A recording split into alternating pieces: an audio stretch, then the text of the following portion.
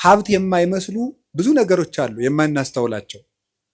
ለምሳሌ እንዲሁ የገጠሩ ሰውም ይተርታል። ጤና ሀብት አይመስልም ይላል፣ ውሃ ገንዘብ አይመስልም ይላል። የጤና ሀብትነት ለሰው አይረዳውም። ብዙ ጊዜ የውሃ ሀብትነት አይረዳውም። የአየር የኦክስጅን ሀብትነት አንረዳውም። ኦክስጅንን ሰዎች የሚያዙበት ቢሆን ኑሮ ለስንት ቀን መቆየት እንደምትችሉ አስባችኋል? ኦክስጅን በሆኑ ሰዎች እጅ ቢሆን ኑሮ ሁላችን ገለውን አናድርም ብላችሁ ነው? እነዚያ ሰዎች እነገሌ ናቸው እንዳትሉ ወስዳችሁ አታነካኩኝ ነው ያልኩኝ። በሰዎች እጅ ቢሆን ኑሮ ነው ያልኩት። የራሳችን አየር እንዳይወጣ ብንከለከል መኖር እንችላለን? አንችልም። የአካል ክፍሎቻችንን ስጦታነት አስተውለን አናውቅም። እግዚአብሔር የሰጠንን ነገር ሰዎች ሊያደርጉልን የማይችሉ እንዲሁ እግዚአብሔር ምን አደረገልኝ እንላለን እንጂ እግዚአብሔር አንድ ቀን ጣፊያን ራሱ ስራ እንድታቆም ቢያደርጋት መኖር እንችላለን? እንችላለን? በሰውነታችን ያለውን የጨው መጠን ማን ሊያጣራው ይችላል? ስለዚህ እንሞታለን ማለት ነው። ፊኛ ስራ ብታቆም መኖር ይቻላል? ይቻላል? እስኪ ንገሩኝ። ሌላ የባሰ ነገር ሰው የሚጸዳዳበት የአካል ክፍል ቢዘጋ መኖር ትችላላችሁ? ይቻላል? አይቻልም። እግዚአብሔር የሰጠን የአካል ስጦታ ማንኛውም ሰው የከበረ ሰው እንኳን ከብሮ የሚውለው እኮ መጸዳዳት ስለቻለ ነው። የከበረ ሰው እንኳን ቢሆን እና እግዚአብሔር እንዴት አድርጎ ስጦታ እንደሰጠን ማስተዋል አለብን። ደስ እንዲላችሁ ከፈለጓችሁ እጃችሁ ላይ ያለውን እግዚአብሔር የሰጣችሁን ጸጋ ማስተዋል። የሌለንን እየቆጠርን ከምናዝን ያለንን እያየን መደሰት ነው። ደስታ ከውጭ አይመጣም፣ ከህሊናችን ነው የሚመጣው። ጊዜ እንዴት ነው? እግዚአብሔር በምድር ላይ ከሰጠን በጣም ትልቁ ስጦታ ጊዜ ነው። ክርስቲያኖች ለሁሉም ነገር ቁመናም እውነትም ምልከታም ሊኖረን ይገባል። አንዱ ልናውቀው ስትኖሩ ሰውነት ለኔ ምንድን ነው ማለት አለብን። ዓለም ለኔ ምንድን ናት? ለምሳሌ ለሌሎች ሰዎች ዓለም መጨረሻቸው ናት። ዓለም መጨረሻዬ ነው ብሎ ያሰበ ሰው ሁሉንም ነገር በዚህ ዓለም ኑሬ ልፍጀው የሰማዩን ማናየ ይላል። ዓለም ለኛ መሻገሪያችን ናት ብሎ ያሰበ ሰው ደግሞ ዓለምን ተጠቅሞባት ይሄዳል። ሰው ህሊናው ሲንሸዋረር አጥርቶ ማየት ሳይቻለው ሲቀር የከበረው ነገር ዝቅ ብሎ ይታየዋል። ዝቅ ያለው ነገር ደግሞ ትልቅ ሆኖ ይታየዋል። የበሰለ ሰው ምልክቱ እጁ ላይ ያለውን ነገር ምን እንደሚያደርገው ማወቅ ነው።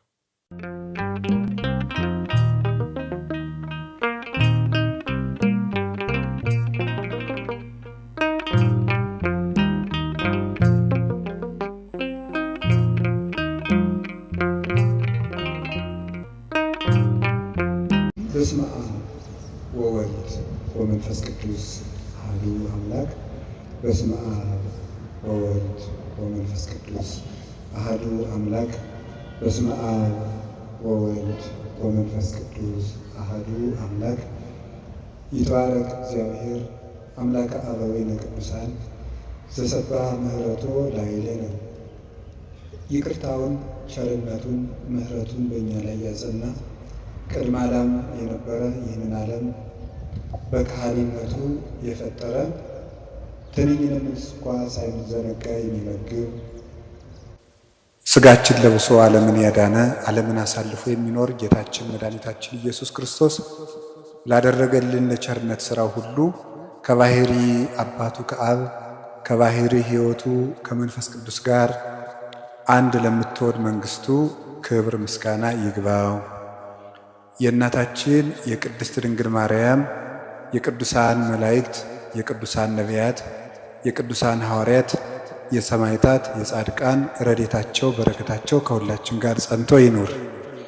የተከበሩ አባታችን መላከ ገነት መዝገቡ ላቀው የዚህ ታላቅ ደብር አስተዳዳሪ፣ የተከበራችሁ አባቶቻችን ሊቃውንተ ቤተ ክርስቲያን፣ ካህናት አባቶች፣ ዲያቆናት ወንድሞች፣ የጌታችን የመድኃኒታችን የኢየሱስ ክርስቶስ የድኅነት ቤተሰቦች የምትሆኑ ምእመናን አንድ አምላክ በሚሆን በአብ በወልድ በመንፈስ ቅዱስ ስም እንደምን ዋላችሁ? እንደምን አመሻችሁ? እንደምን ሰነበታችሁ? ቸርነት ገንዘቡ የሆነ ፈጣሪያችን ለዚህ ሰዓት በማይመረመር ቸርነቱ ስላደረሰን ስሙ የተመሰገነ ይሁን። በመካከላችን ተገኝቶ እንዲያስተምረን ቅዱስ ፈቃዱ ይሆንልን። እንደ እግዚአብሔር ፈቃድ የምንማማርበት ርዕሳችን ጊዜ ለምን በሚል ርዕስ ነው የምንማማረው። እስኪ በሉ ድገሙ፣ ሶስተኛ በሉ። ጊዜ ለምን ነው። እንግዲህ ኦርቶዶክሳዊነት ወይም ኦርቶዶክሳዊ ሰው አንድ የቤተ ክርስቲያን አባት ሲናገር በትክክል የሚኖሩ ሰዎችን ካያችሁ እነርሱ ክርስቲያኖች ናቸው ብሎ ይናገራል። በትክክል የሚኖሩ ሰዎችን ካያችሁ እነርሱ ክርስቲያኖች ናቸው። ክርስቲያኖች እውነትን የሚያምኑ ናቸው። እውነት ነፃ ያወጣል። ስለዚህ ነፃ ፍጡሮች ናቸው። ነፃነትም ከእውነት ነው፣ እውነትም ነፃነት ነው። እውነትን የያዙ ሰዎች ነፃ ናቸው። ነፃ አእምሮ ያላቸው ሰዎች ደግሞ ከህሊና ዕዳ ሸክም የተለዩ ናቸው። እነሱ በትክክል ራሳቸውንም ዓለምንም መምራት መኖር ይችላል እና ክርስቲያንነት ማለት በትክክል መኖር ነው። ክርስቲያንነት በትክክል መኖር ከሆነ ስለ እያንዳንዱ ነገር እንዴት እንደምናደርገው ማወቅ አለብን። ክርስቲያኖች አንድ ነገር እጃቸው ሲገባ ምን ሊያደርጉት እንደሚገባ የሚያውቁ ናቸው።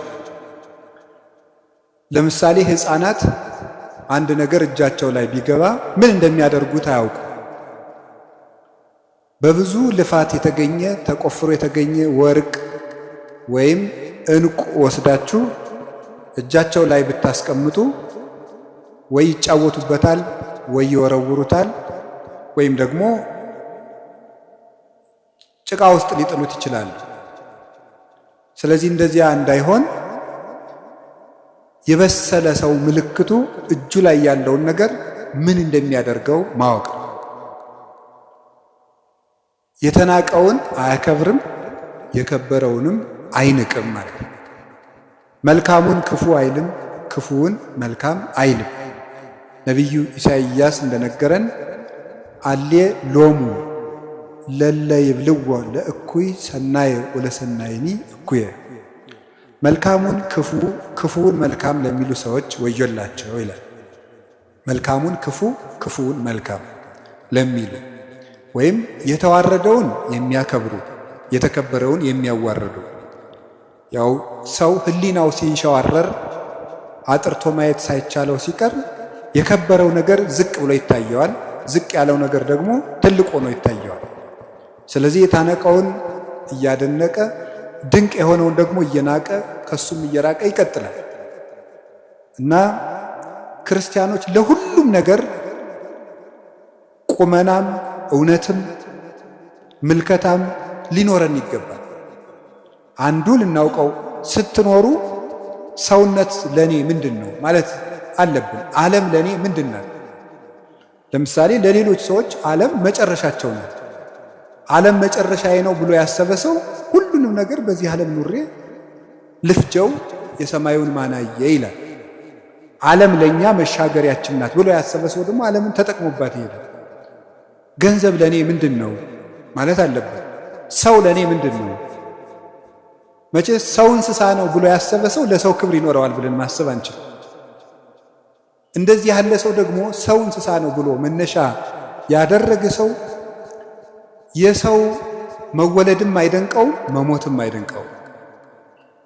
ሞተ ሲባልም እንደ ቀላል ነገር ዕቃ እንደተሰበረ ያልፈዋል እና ነገሮችን የምንወድቅባቸውም የምንሻገርባቸው ምክንያት ለነገሮቹ ካለን አተያይ የሚመነጭ ነው እና ትምህርት የሚያስፈልገው ኦርቶዶክሳዊ እይታ እንዲኖረን ነው፣ የጠራ አይን እንዲኖረን ነው። ዛሬ በዚህ ርዕስ በዚህ ቦታ እንድንማማር የፈለግኩት ጊዜ ለኦርቶዶክሳውያን ምንድን ነው የሚለው። ለኦርቶዶክሳውያን ለእኛ ለክርስቲያኖች ጊዜ ምንድን ነው?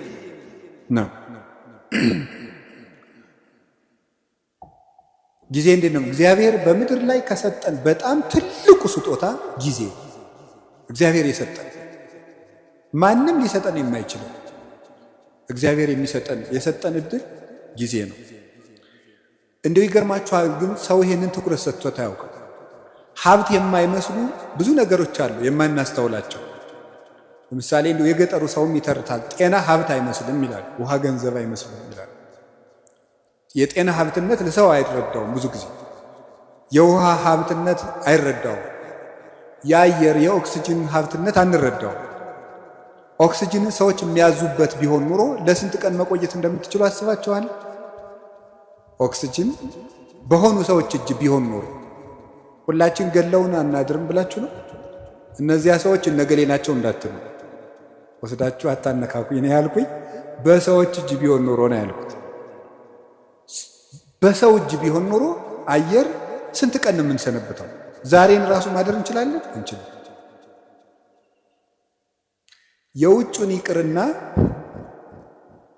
በዚህ ያለውን በህዋ ላይ የተለቀቀውን ኦክሲጅን ይቅርና ያንተን አየር እንዳታስወጣ ብንባልስ? አይቻልም ብንባል እናድራለን? የራሳችን አየር እንዳይወጣ ብንከለከል መኖር እንችላለን? አንችልም። የአካል ክፍሎቻችንን ስጦታነት አስተውለን አናውቅም። እግዚአብሔር የሰጠንን ነገር ሰዎች ሊያደርጉልን የማይችሉ እንዲሁ እግዚአብሔር ምን አደረገልኝ እንላለን እንጂ እግዚአብሔር አንድ ቀን ጣፊያ ራሱ ስራ እንድታቆም ቢያደርጋት መኖር እንችላለን? እንችላለን? በሰውነታችን ያለውን የጨው መጠን ማን ሊያጣራው ይችላል? ስለዚህ እንሞታለን ማለት ነው። ፊኛ ስራ ብታቆም መኖር ይቻላል? ይቻላል? እስኪ ንገሩ። ሌላ የባሰ ነገር ሰው የሚጸዳዳበት የአካል ክፍል ቢዘጋ መኖር ትችላላችሁ? ይቻላል? አይቻልም። እግዚአብሔር የሰጠን የአካል ስጦታ ማንኛውም ሰው የከበረ ሰው እንኳን ከብሮ የሚውለው እኮ መጸዳዳት ስለቻለ የከበረ ሰው እንኳን ቢሆን እና እግዚአብሔር እንዴት አድርጎ ስጦታ እንደሰጠን ማስተዋል አለበት። ደስ እንዲላችሁ ከፈለጓችሁ እጃችሁ ላይ ያለውን እግዚአብሔር የሰጣችሁን ጸጋ ማስተዋል፣ የሌለንን እየቆጠርን ከምናዝን ያለንን እያየን መደሰት። ደስታ ከውጭ አይመጣም፣ ከህሊናችን ነው የሚመጣው። አንዱ የምናባክነው በጣም እያባከን ነው ያለው ነገር አካላችን፣ አይምሯችን። እሱም በሌላ ጊዜ ትማሩታላችሁ። እንዴት አድርገን እግዚአብሔር የሰጠንን አካል እያባከን ነው እንደሆነ ትማሩታላችሁ። እኔ ግን ዛሬ መናገር የፈለግኩት ስለ ጊዜ ነው። እግዚአብሔር ጊዜ ሰጥቶናል። ጊዜ በእግዚአብሔር ዘንድ ምንድን ነው? ጊዜ ፍጡር ነው፣ እንደምታውቁት መለኪያ ነው። እግዚአብሔር ያለ ጊዜ ነው የኖረው። ዘመን ሳይፈጠር እግዚአብሔር ነበረ። ጊዜ ፍጡር ነው። በቤተ ክርስቲያን አስተምሮ የመጀመሪያ ሰዓት ትባላለች። ቁጥር የተጀመረው መጋቢት 29 ቀን ነው። መጋቢት 29 እና መጋቢት 30 ሚያዝያ 1 በሊቃውንት አነጋገር ዕለተ ጠቢባን ይባላሉ። ጠቢባን ሥላሴ አንድ ሳይሉ 29 ብለው ስለጀመሩ ነው። እንዲህ ያለው ነገር ለማያምን ሰው አይረዳም። ቅዱስ ጳውሎስ አንደኛ ቆሮንቶስ ምዕራፍ 2 ላይ ሲናገር መንፈሳዊ ነገር ለስጋዊ ሰው ሞኝነት ይመስለዋል ይላል። በስጋዊ ዓይን አይመረመርምና ለብእሲሰ መንፈሳዊ ሁሉ ይተሐሰሶ፣ መንፈሳዊ ሰው ግን ሁሉን ይመረምራል። ወሎቱሰ አልቦ ዘይተሐሰሶ፣ እርሱም ግን የሚመረምረው የለም። እና ስጋዊ ነገር ያለው ሰው አንድ ሳይባል 29 የማይመስል ነገር ነው ይላል። ሃይማኖት ምንጊዜም ለስጋ የማይመስል ነገር የምናወጋው የመንፈስ ነገር ስለሆነ የመንፈስ ነገር በስጋ ነገር ሊለካ አይቻልም። መቼስ አሁን ነፋስን በሜትር አንለካው፣ ለሁሉም ነገር መለኪያ አለው። ውሃን በኪሎ ሜትር አንለካው፣ የራሱ መለኪያ አለው። ለራሱ ነገር ለሁሉም ነገር መለኪያ አለው። ከፍታም መለኪያ አለው፣ ዝቅታም መለኪያ አለው፣ ረቂቅ ነገር መለኪያ አለው፣ ፈሳሽ ነገር መለኪያ አለው፣ ጠጣርም መለኪያ አለው። እንዲሁ መንፈሳዊ ነገርም የራሱ መለኪያ አለው። ውሃውን በሜትር ጤፉን ደግሞ በሊትር መቼስ ልለካው አይባል፣ መለኪያ አለው። የነፍስም ነገር የራሱ መለኪያ የራሱ ዩኒት ስታንዳርድ አለ። ስለዚህ የነፍስን ነገር የምንረዳው እግዚአብሔርን በመፍራት ነው። እግዚአብሔር ጊዜን ሳይፈጥር ነበረ፣ ጊዜን ፈጠረ። የመጀመሪያዋ ሰዓት መጋቢት 29 ቀን ፈጠረ። ጊዜ በጊዜ ምን እንደተደረገ አስተውሉ። በጊዜ ከተደረጉ ነገሮች አንዱ እግዚአብሔር በጊዜ ይሄንን ዓለም ፈጥሮታል። ይሄንን ዓለም ፈጠረ። 7 ዕለታትን ፈጠረና አቆመ። 7 ዕለታት በዕብራውያን አነጋገር 7 ቁጥር ፍጹም ቁጥር ተደርጎ ይነገራል። መጽሐፍ ቅዱስ ሲተረጎም ማወቅ ካለብን ነገሮች አንዱ የመጽሐፍ ቅዱስን መነሻ ባህል ነው ማወቅ የሚገባል። የመጽሐፍ ቅዱስን መነሻ ባህል ስናውቅ መጽሐፍ ቅዱስን መረዳት እንችላለን። ስለዚህ በዕብራውያን ወይም በእስራኤል ባህል 7 ቁጥር እንደ ፍጹም ቁጥር ይቆጠራል። በኢትዮጵያ ለምሳሌ 10 ቁጥር እንደ ፍጹም ቁጥር ይቆጠራል አይደል? አታውቁ? ለምሳሌ የሆነ ሰው 10 ጊዜ አጨቅጭቀኝ ይላል። እናንተ ግን 3 ጊዜ ብቻ ሊሆን ይችላል ያላችሁ። ለምንድን ነው 10 ጊዜ የሚለው? ጭራሽ ማለት ነው፣ ፍጹም ማለት ነው። ምን 30 ጊዜ ጨቀጭቀኝ ያላያ ይላል። ነገርከኝ እኮ ይላል። ብፁዕ አባታችን መጥተዋል። ከመቀመጣችን ተነስተን እንቀበልና እሺ፣ በረከታቸው ይድረሰን። ሁላችሁም ተባርካችኋል። ባላችሁበት ቁጭ በሉ። እኔም ተሳልሜ ብመጣ ትፈቅዳላችሁ አይደል?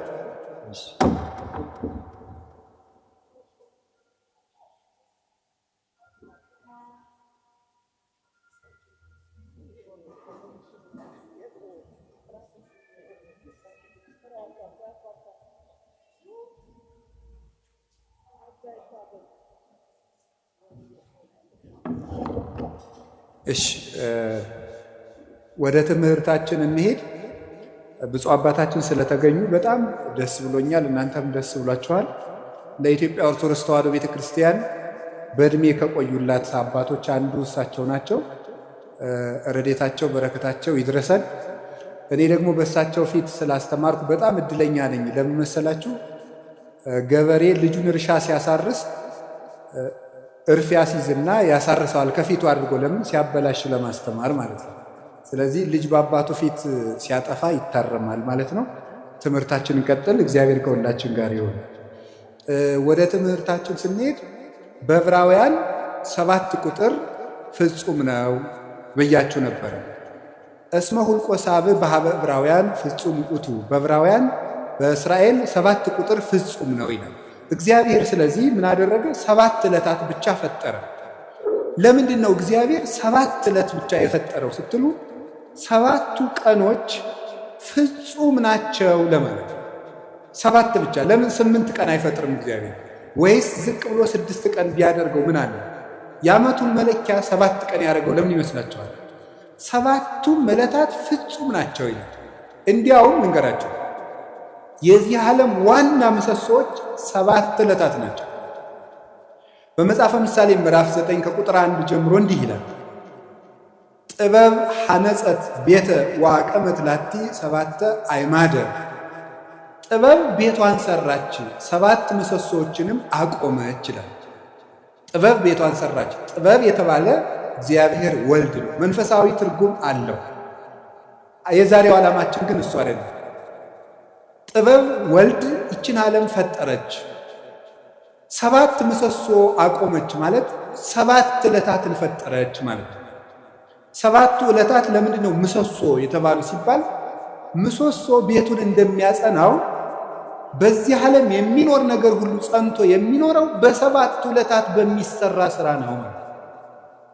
ምሰሶው ሲፈርስ ወይም ምሰሶ ቢነቀል ቤቱ እንደሚናድ ሁሉ የሰው ልጅ ሕይወቱ የሚናደው ወይም የሚፈርሰው በ7ቱ ቀናት በሚሰራቸው ስራዎች ናቸው።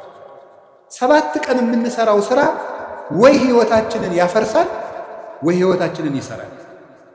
ምሰሶዎቹ በትክክል የቆሙለት ቤት እንደማይፈርሰው ሰባቱን ዕለታት እንዴት መጠቀም እንደሚችል የሚያውቅ ሰው የጸና ቤት ይኖረዋል። የልብ ቤት፣ የአይምሮ ቤት፣ የሥጋ ቤት፣ የነፍስ ቤት ይኖረዋል። ስለዚህ ዕለታትን ከመጠቀም እንኳን እኛ እግዚአብሔር ራሱ ቀን ተጠቅሞ ነው ሥራ የሠራ። ቀንን የማይጠቀም ሰው ምንም ማድረግ አይችልም። እግዚአብሔር 6 ቀን ነው ይህን ዓለም የፈጠረው። አይገርማችሁ? በ6 ቀን ዓለምን ፈጠረ። ምን ማለቱ ይመስላችኋል? ኋላ ያን 6 ቀን ደግሞ ለእኛ ሰጠን። የሰጠኋችሁ 6 ቀን እኔ ዓለምን የፈጠርኩበት ነው። እናንተ የምትቀልዱበት እሁድ 4 ባህሪያት የተፈጠሩበት ነው። መሬት፣ ውሃ፣ ነፋስ፣ እሳት፣ 4ቱ ባህሪያት፣ 7 መላእክት፣ 7 ሰማያት፣ መላእክት፣ ብርሃን፣ 8 ፍጥረታትን ያከናወንኩበት ቀን ነው። እናንተ የምትቀልዱበት ሰኞ ይሄን የምታዩትን ጠፈር የዘረጋውበት ቀን ነው። እናንተ የምትቀልዱበት ማክሰኞ በምድር ላይ ያሉ እጽዋትን ሁሉ የፈጠርኩበት ቀን ነው። እናንተ እንደዋዛ የምትገፉት ረቡዕ በዚህ ዓለም የሚያሸበርቁ ፀሐይ፣ ጨረቃ፣ ከዋክብትን ያበራሁበት ቀን ነው። እናንተ በስንፍና የምትሸኙት ሐሙስ በባህር ውስጥ ያሉ አዞ፣ ጉማሬ፣ ሌሎችን ማሳለሪዎችን በክንፍ የሚበሩትን በእግራቸው የሚሽከረከሩትን በክንፋቸው የሚበሩትን ሁሉ ያስገኘውበት ቀን ነው። እናንተ በዋዛ በፈዛዛ የምታሳልፉት ዓርብ በአርአያዬ በአምሳሌ ሰውን የፈጠርኩበት ቀን ነው ማለቱ ነበረ። ሰኞ፣ ማክሰኞ፣ ረቡዕ እንደዋዛ ሲያልፉ እነዚህ ትዝ ብሏቸው ቃል እነዚህ ሁሉ ዓለማት 20 ዓለም ነው ያለው። አሁን እኛ ከ20 ዓለማት የምንኖረው በአንዷ በዳረ ቦታ በጫፏ በዚች ምድር እግዚአብሔር የፈጠረው 20 ዓለም። ከ20ኛው በዚች ዓለም የምናየው ነገር ሁሉ እንኳን ተመርምሮ አይዘለቅም። ሕሊና ራሱ ይደክማል ቢያስብ። እንኳንስ ሌላውን ያንን ሰው ተፈጥሮ እንኳን ብታዩት ሊገባና ይችላል። እንደዚህ ያሉ ድንቅ ነገሮች የተደረጉት በ6 ቀን።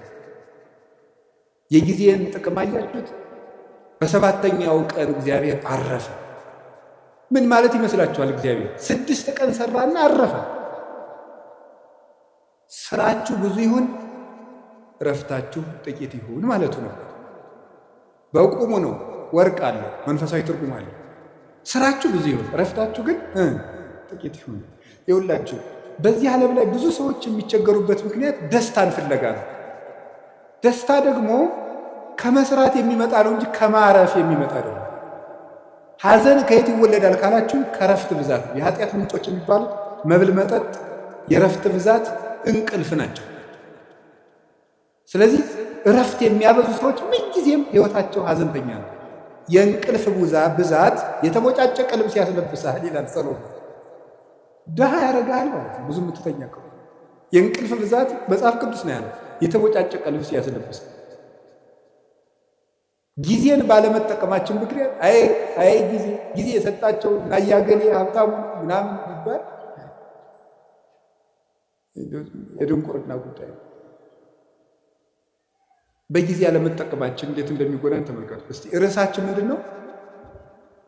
እስቲ በሉ ምን አላችሁኝ? ጊዜ ለምን? እግዚአብሔር በጊዜ ዓለምን ምን አደረገበት አልኳቸው? ፈጠረ። ዓለምን አጸናበት። ጊዜ ምሰሶ ነው። ጊዜ መፍጠሪያ ነው። የሌለን ነገር ማምጫ ነው። ጊዜውን የሚጠቀም ሰው የሌለ ነገር ያመጣል። እግዚአብሔር በጊዜ የሌለን ነገር አመጣ። ሰማይ አልነበረ፣ ምድር አልነበረ። የሌለንን ነገር ማምጣት ከፈለጋችሁ ጊዜያችሁን ተጠቀሙ። ጊዜ ላይ የሚቀልድ ሰው ምኞቱን ታቅፎ ይሞታል እንጂ ምንም አያመጣም። ጊዜ ነው የሌለውን ያመጣል። እግዚአብሔር በጊዜ ለክቶ የምሕረት ቀጠሮ ሰጠ። በኖህ ዘመን 120 ቀን 120 ዓመት ሰጠው አለ። 100ውን ቀለዱ፣ በ20 አጠፋቸው። 20ውን ትቶ አጠፋቸው። በኖህ ዘመን የነበሩ ሰዎችን 120 ሰጣቸው። 20ው ሲቀር ንስሐ እንገባለን ሲሉ 100 ሳያልቅ ጨረሳቸው። ጊዜን ካልተጠቀምክበት ብሰጥህም አትጠቀምበት ብሎ ወሰዳቸው። ዛሬ ለምን ይመስላችኋል የምንቀሰፈው? እግዚአብሔር ጊዜ ሰጠ፣ አልተጠቀምንበትም። ስለዚህ እየቀነሰ ይወስደናል ማለት ነው። በሰጠን ጊዜ ካልተጠቀም ከእድሜያችን ቀንሶ ያነሳል። የማያፈራለትን ዛፍ በጓሮ የሚንከባከብ ገበሬ ጅል ማን አለ? የባስ በጠፈጠፉ እየተንጠፈጠፈ ሌሎችን አዝመራዎች እንዲያጠፋቸው ነው፣ ይልቁን በጊዜ መቁረጥ ነው። ስለዚህ እግዚአብሔር ይቆርጣል። የማያፈራው ፍሬ የማያፈራውን ዛፍ ከሱ ይቆርጡታል ብሎ ነገር ወይ ወዲህ ውስጥ እሳተ ገሃነም በእሳት ያቃጥሉታል። ምን ፍሬ የማያፈራውን ቅርንጫፍ አነውቱ ሐረገ ወይን ዘዝር ወአንቱም አይጹቱ ንበሩ በ ወአነብክሙ እኔ የወይን ሐረግ ነኝ፣ እናንተ ደግሞ ቅርንጫፎች ናችሁ። በእኔ ኑሩ፣ እኔም በእናንተ እኖራለሁ። ፍሬ አፍሩ፣ ካላፈራችሁ ትቆርጣላችኋል። እግዚአብሔር በጊዜ ምሕረት ሰጠ፣ በጊዜ ያልተጠቀሙትን ደግሞ አጠፋቸው። እግዚአብሔር ለመወለድ 5500 ዘመን ቀጠረ። 5500 ዘመን ሲፈጸም ተወለደበት። ዋመ በጽሐ ጊዜሁ ፈኖ እግዚአብሔር ወልዶ ዋሕደ ወተወልደ እምብእሲት። የዘመን ፍጻሜ በደረሰ ጊዜ እግዚአብሔር ተቀዳሚ ተከታይ የሌለ ልጁን ውረድ ተወለድ ሙት ተሰቀል ብሎ ለኩነተ ሥጋ ወደዚህ ዓለም ላከው። ንዕድ ክብርት ከምትሆን ከመቤታችንም ተወለደ ይላል። ጊዜው በደረሰ ጊዜ በጊዜ እግዚአብሔር ተወለደ። በጊዜ ዓለምን ፈጠረ፣ በጊዜ ቀጠረ፣ በጊዜ ሱባዔ አስቆጠረ፣ በጊዜ ትንቢት አናገረ። ጊዜው ሲደርስ ደግሞ ተወለደ። እግዚአብሔር በጊዜ ምስጢር ገለጠ። በጊዜ ጌታችን መድኃኒታችን ኢየሱስ ክርስቶስ ብዙ ሰርቶበታል። ምስጢርም የሚገለጠው በጊዜ ነው። በጊዜው ተጠመቀ፣ በጊዜው ተወለደ፣ በጊዜው አደገ፣ በጊዜ ጾመ 40 ቀን፣ በጊዜ አስተማረ 3 ዓመት ከ3 ወር፣ በጊዜ ምስጢሩን ገለጠ። በደብረ ታቦር እንኳን ብርሃን ከገለጠላቸው በኋላ እንዳትናገሩ እስካሜት ፈጸም በጊዜው ጊዜው እስኪደርስ ድረስ በትንሣኤ ልቡናችሁ ቀንቶላችሁ ምስጢር ተከናውኖላችሁ በሀብተ መንፈስ ቅዱስ ተሰርታችሁ እስክትናገሩት ድረስ ቆዩ አላቸው። በጊዜ የሚነገር አለ፣ በጊዜ የማይነገር አለ። ወቤ ብዙ ነገር ዘአነነግረክሙ የምነግራችሁ ብዙ ነገር ነበረኝ። ወባሕቱ ኢትክሉ ይእዜ ጸዊሮቶ ነገር ግን ዛሬ ልትሸከሙት አትችሉም። በጊዜው ነግራችኋለሁ። በጊዜ የሚነገር አለ። በነገራችሁ ላይ ጥበበኛ ሰው ማለት የት መናገር እንዳለበት የሚያውቅ፣ መቼ መናገር እንዳለበት የሚያውቅ፣ በማይናገርበት ጊዜ ዝም የሚል፣ በሚናገርበት ጊዜ ደግሞ ዝም የማይል፣ ጊዜ ቦታ አይቶ የሚናገር ሰው ነው ጠቢብ የሚባለው። ሁሉም በጊዜው የሚናገር። ጌታችን ኢየሱስ ክርስቶስ በጊዜው ተሰቀለ፣ በጊዜው ተያዘ፣ በጊዜው ሞተ፣ በጊዜው ተነሳ፣ በጊዜው አረገ፣ በጊዜው ሀብተ መንፈስ ቅዱስን ላከላቸው። 10 ቀን ጠብቆ ያለ ጊዜ ጸጋም አይሰጥም። እንዲያሁን ልጁን እንደው ልጅ የሌላቸውን እናት አባት 9 ወር ከ9 ወር አስቀድሞ እንደው በ3 ወሩ ከብት ጠባቂ ስለሌለን ልጁ ቶሎ እንዲደርስ ይወለድ ቢል ይወለድ አይወለድም። በጊዜው ነው የሚወለድ። ለመውለድም ጊዜ አለ። ጸጋም በጊዜው ነው የሚሰጠው። ጥያቄም በጊዜው ነው የሚመለሰው። ጊዜ አለ። አሁን ፈልጌያለሁ ቢባል አይሆንም፣ በጊዜው ይሆናል። መቆየት ያለብንን መቆየት። እግዚአብሔር በጊዜው ሁሉን ሰራ። እንግዲህ ደግሞ በጊዜው ይመጣል። ያ ጊዜ መቼ እንደሆነ ደግሞ አታውቁም ብሎ ትግሁ እንከ እስመ የተአምሩ ጊዜ ይመጽእ እግዚእክሙ ጌታቸው የሚመጣበትን ጊዜ አታውቁምና ተግታችሁ ጠብቁ። ሶበሰ አይመረ ባለቤት ጊዜ ይመጽእ ሰራቂ እንተጋ ዋህለው ባለቤት ሌባ የሚመጣበትን ጊዜ ቢያውቅ ኑሮ በዚያች ሰዓት ይተጋ ነበር። ግን ሌባው መቼ እንደሚመጣ ስለማያውቅ ሌሊቱን ሙሉ መትጋት አለበት። እናንተም ጌታችሁ የሚመጣበትን ሰዓት ብታውቁት በዚያች ሰዓት ብቻ ትተጉ ነበር። ግን ጌታችሁ በ10 ዓመታችሁ ይምጣ፣ በ20 ዓመታችሁ፣ በ30 ዓመታችሁ ይምጣ፣ በ50 ዓመታችሁ ስትጀምሩ ይምጣ፣ ስትጨርሱ አታውቁትም። ስታገቡ ይምጣ፣ ስትሸመግሉ ይምጣ፣ ሳታገቡ ይምጣ፣ ስታገቡ ይምጣ። አታውቁትም። በድህነታችሁ ጊዜ ይምጣ፣ በሀብታችሁ ጊዜ ይምጣ፣ ስትሾሙ ይምጣ፣ ስትሻሩ ይምጣ። የምታውቁት ነገር የለም። በሰጣችሁ ጊዜ ተዘጋጅታችሁ ኑሩ ብሎ ሰጥቷል። ጊዜ እንዲህ ያለ ሀብት ነው። የእግዚአብሔር ቤተሰቦች በጊዜ እንጠቀምበት። ጊዜን አባቶቻችን ብዙ ሰርተውበታል። ቅዱስ ቂርቆስ ያን ሁሉ ሰማዕትነት ሲፈጽም የስንት ዓመት ልጅ ነበር? የ3 ዓመት ልጅ። ድንግል ማርያም የአምላክ እናት ስትሆን የስንት ዓመት ልጅ ነበረች? የ15 ዓመት ልጅ ነበረች። እንግዲህ እዚህ ውስጥ 50ም አለ 60ም አለ። እንደገና ደግሞ ወጣት ነኝ እያላችሁ የምትቀልዱት ገና ልጅ አይደለሁ እንዴ የምትሉ ለተንኮል ሲሆን ልጅ ነኝ አትሉ። ቁረቡ ሲሏችሁ ልጅ ነኝ ትላላችሁ። ኃጢአት ሲሆን ልጅ ነኝ አትሉ ትላላችሁ። አረ ይሄ ልጅ ነኝ ገና ቆይ ይሄን አትስጡኝ ትላላችሁ አትሉ። ግጥም አድርጎ ለመብላት ልጅ ነኝ የሚላል አለ እንዴ? አይጣል አደረሳል። አሁን ማለት ተገኝቶ ነው። እንዲሁም ትንንሽ ነው ብዙ የሚላል። ለማመንዘር ልጅ ነኝ የሚላል የለም። ትንሹም ትልቁ ለጽድቅ ሲሆን ልጅ ነኝ አትበል ብሏል። ሕፃን ነኝ ኢትበል እስመ ንዑስ አነ፣ እኔ ልጅ ነኝ አትበል ብሏል። ትንቢተ ኤርምያስ ምዕራፍ 1 ቁጥር 8 ላይ ለበጎ ነገር ልጅ ነኝ አትበል። ስለዚህ የእግዚአብሔር ቤተሰቦች ቅዱስ ጊዮርጊስ 4 ጊዜ ሞቶ ሲነሳ ያ ሁሉ ሰማዕትነት ሲፈጽም ጠቅላላ ዕድሜው 27 ዓመት። በጊዜ አባቶቻችን ተጠቀሙበት። በቀኝ የተሰቀለው ወንበዴ መንግሥተ ሰማያትን የወረሳት በ3 ሰዓት ዝግጅት ነው። ለተጠቀመበት ሰው 3 ሰዓት መንግሥተ ሰማያትን ያስገኛል። አብሮ የቆመው ሰው ደግሞ በዚያው ሲኦልን አግኝቷል። እድሜ ዘመኑ አንድ ቀን የሰማ ሰው ዘኬዎስ ተመልሶ ጊዜውን ተጠቅሞ መንግሥተ ሰማያት ገብቷል። 3 ዓመት አብሮ የቆየው ይሁዳ ጊዜውን መቀለጃ ስላደረገው ከክርስቶስ መንግሥት ውጭ ሆኗል። በጊዜ የሚቀልል ሰው ይሁዳ ጊዜውን እንደ ድል መጠቀም ሲገባው መተናኮያ ያደረገ። ምን አደረገ መስላችሁ? ክርስቶስን እኔ እሸጠዋለሁ አለ። እሸጥና እሱ እንደለመደ በታምራቱ ያመልጣል። ከዚያ በኋላ ደግሞ እኔ መመልሼ ገንዘቤን በልቼ መምህር የብዬ ከእሱ ጋር ታሪክ እቀጥላለሁ አለ። ጊዜው ግን መሽቶ ነበር። ክርስቶስ ተያዘ። ደርሷላ። ሲሰርቅ የነበረበት ጊዜ አለቀ። በቃ አለ። እግዚአብሔር መቅረዚቱን አጠፋት።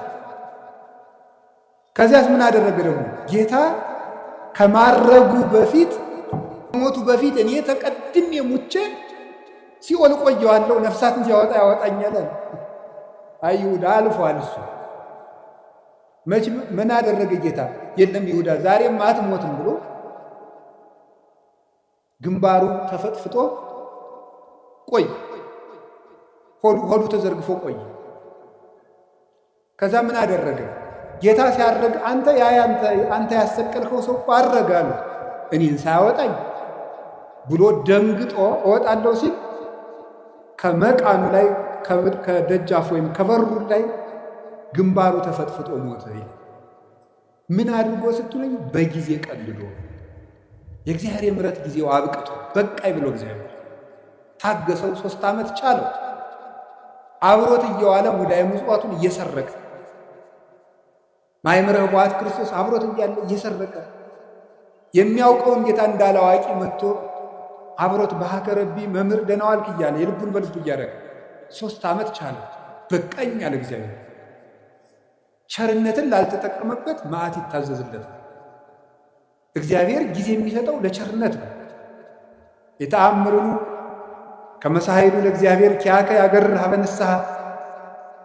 የእግዚአብሔር ቸርነቱ አንተን ወደ ንስሐ እንዲመራ አታውቅም? ምን ይል ቅዱስ ጳውሎስ ሮሜ ምዕራፍ 2 ላይ ሲናገር የእግዚአብሔር ቸርነት እኮ የምሕረት ዕድል ነው፣ መጥፊያ አልነበረ። ሲራክም ይተወስክ ኃጢአተ በዲበ ኃጢአት እንዘ ትብል መሐሪ ውእቱ እግዚአብሔር። እግዚአብሔር ይቅር ባይ ነው፣ እግዚአብሔር ቸር ነው፣ እግዚአብሔር መሐሪ ነው እያልክ በኃጢአት ላይ ኃጢአትን አትጨምር ይላል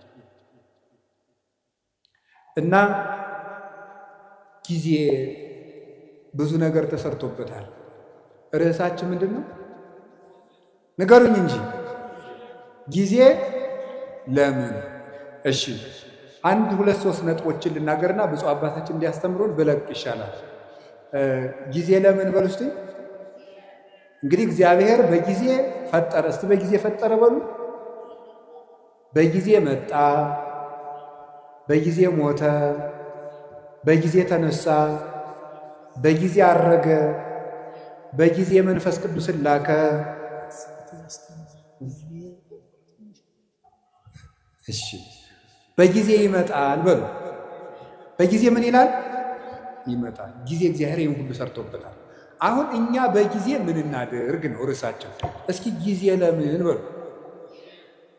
እሺ የመጀመሪያው ጊዜ ለእግዚአብሔር በሉ። ሁላችሁም በሉ እስኪ ድገሙ። አሁን ከዛሬ በኋላ ይሄ እኮ መመሪያ ነው። እንግዲህ የኑሮ መመሪያ እየነገርኳቸው ነው። የመጀመሪያ መመሪያችን እዚህ ውስጥ የተሰበሰብነው ጊዜ ለማን መመሪያችን ነው። ከዛሬ ጀምሮ ጊዜ ለማን? አንድ ድገሙ። ጊዜ ለእግዚአብሔር። ከእግዚአብሔር ጋር መኖር ነው። ጊዜ የተሰጠው እግዚአብሔርን ልናመልክበት። ስብሐ ለልዕልተ ይሴብሐከ ቅዱስ ዳዊት በቀን 7 ጊዜ አመሰግንሃለሁ ይላል። ጠዋት 12 ሰዓት እንደተማራችሁት ካሁን በፊት ብርሃን ሌሊቱን አሳልፈህ ብርሃን የሰጠኸኝ ጌታ ብለን፣ በብርሃን የፈጠርከኝ ጌታ ብለን፣ ለእኔ ስትል ማለዳ ከሐና ከቀያፋ ፊት በ12 ሰዓት ተከሰስክን ብለን 3 ሰዓት እንጸልያለን። ሔዋን የተፈጠረችበት፣ ቅድስት ድንግል ማርያም ብስራተ መላክን የተሰማችበት፣ ለሁሉ ፍትህ የሚሰጥ ጌታ በ3 ሰዓት ከጲላጦስ ፊት ተከሶ የቀረበበት 3 ሰዓት። 6 ሰዓት አዳም የተሳሳተበት፣ የሰው ልጅ አይምሮ የሚደክምበት፣ ገና ሲጫወት የቆዩ ሰውዬ 6 ሰዓት ላይ ማዛጋት ይጀምራል። 6 ሰዓት አጋንንት የሚሰለጥኑበት፣ ሰው የሚደክምበት ጊዜ ነው። አዳምም የሳተበት ጊዜ ነው። 6 ሰዓት ደግሞ እግዚአ ኩሉ ክርስቶስ የተሰቀለበት ሰዓት። በዚያ ሰዓት አንዲት አቡነ ዘበሰማያት እንኳን መድከም። 9 ሰዓት ጸሎት የሚያርግበት፣ መስዋዕት የሚያርግበት፣ ጌታ ነፍሱን ከስጋው የለየበት፣ ለእኔም ጥሩ አሟሟት ስጠኝ ለማለት፣ ለእኛ ሲል መራራ ሐሞት የጠጣበት፣ ጎኑን ተወግቶ ማየገቦ ያፈሰሰበት፣ 11 ሰዓት የተቀበረበት፣ ነፍሳትን ከሲኦል ያወጣበት ሰዓት፣ እግዚአብሔር አዳምን ፍለጋ የመጣበት። እግዚአብሔር በ11 ሰዓት ነው አዳም ወዴት ነህ እያለ የበለስ ቅጠል ያገለደውን መሆን አዳም ፍለጋ በገነት ዛፍ መሃል የመጣ። 11 ሰዓት የቀን ፍጻሜ ነው። በዘመን ፍጻሜ መጥቻ አድንሃለሁ እያለው። ስለዚህ በ11 ሰዓት ጌታዬ ሆይ እኔንም ፈልገኝ ብሎ መጸለይ፣ እኔም ጫካ ውስጥ ነኝ ፈልገኝ ብሎ። ማታ ምሽት ሰዓት የመጣውን ግርማ ሌሊት በሰላም አሳድረኝ፣ ለእኔ ስትል በምሽት 3 ሰዓት እንደ ወንበዴ ታሰርክልኝ ብሎ ማታ መጸለይ ይገባል። ቀኑን ሁሉ ለእግዚአብሔር መስጠት። ከእግዚአብሔር ጋር ጊዜ የሌለው ሰው እግዚአብሔርም ከእሱ ጋር ጊዜ የለው። ለእግዚአብሔር ጊዜ ከሌላችሁ እግዚአብሔርም ለእናንተ ጊዜ አይሰጥም። እንዴ ለእግዚአብሔር እንዴት ጊዜ ታጣላችሁ? እኔ እኮ ይገርመኛል። እግዚአብሔር የቲክቶክን ሩብ ይደርሰዋል ዛሬ። እስኪ ንገሩ፣ ይደርሰዋል? እንዴት ተጣድፎ ሰው እንዴት ተጣድፎ የዘወትር ጸሎቱን እንዲሁ ያም ካደረሰ ተጣድፎ ጨርሶ ግን ፌስቡክ ላይ ቲክቶክ ላይ ግን ተጥዶ ነው የሚሆነው። እባካችሁ ለእግዚአብሔር ጊዜ ስጡ። እውነቴን ነው። ለእግዚአብሔር ጊዜ ከሌላችሁ ትጠፋላችሁ። የእውነቴን ነው። ለማስቀደስ ጊዜ የሌላችሁ ሰዎች እድሜያችሁ ያጥራል። ለዘወትር ጸሎት እድሜ ከሌላችሁ ጊዜ ከሌላችሁ ከእግዚአብሔር ጋር ለመገናኘት መጽሐፍ ቅዱስ ለማንበብ ጊዜ የሌላችሁ ጊዜ የለኝም ደግሞ እንደው እናንተ ጉራችሁ እኮ ያልቅ። እስቲ ፌስቡክ ውስጥ የምታነቡት ቴክስት ቢደመር እንደው 20 ገጽ አይሆን? መጽሐፍ ብናደርገው አይታተም? ብሮሸር ብናደርገው ይሆናል እኮ ስትደዘብዙት የምትሉት። እንዴት ነው ጊዜ የሌላችሁ? ወእግዚአብሔር ይነግሮሙ ለሕዝቡ መጽሐፍ። ከዛ እናንተ የሚመስላችሁ አንድ ሳምንት አንድ ገዳም ትሄዱና ጌታዬ ሕይወቴን ንገረኝ። እንዴ ምኑን ነው የሚነግራችሁ? ጅል ነህ ብሎ ይንገራችሁ? ጌታዬ ሕይወቴን ንገረኝ ምንድን ነው የሚነግራችሁ? እየነገራችሁ መስሎኝ። መዝሙር 86 ላይ እግዚአብሔር ይነግሮሙ ለሕዝቡ በመጽሐፍ፣ እግዚአብሔር ለሕዝቡ በመጽሐፍ ይነግራቸዋል። እስኪ በሉ እግዚአብሔር ለሕዝቡ በሉ። በምኑ ይነግራቸዋል? በመጽሐፍ ይነግራቸዋል። መጽሐፍ ማለት እግዚአብሔር ለእኛ የሚናገርበት ነው። ጸሎት ማለት ጸሎት ብሂል ተናግሮ ምስለ እግዚአብሔር፣ ጸሎት ከእግዚአብሔር ጋር መነጋገር ነው። ጸሎት ከእግዚአብሔር ጋር መነጋገር ነው። መጽሐፍ ማንበብ ደግሞ እግዚአብሔር ለእኛ የሚነግርበት ስን አጸም ዘይነብበን እግዚአብሔር አምላኬ እስመ ውእቱ ይነብብ ሰላም ለሕዝቡ። ፈጣሪ እግዚአብሔር የሚናገረኝን እሰማለሁ፣ እርሱ ለሕዝቡ ፍቅር አንድነትን ይናገራልና ይላል ቅዱስ ዳዊት።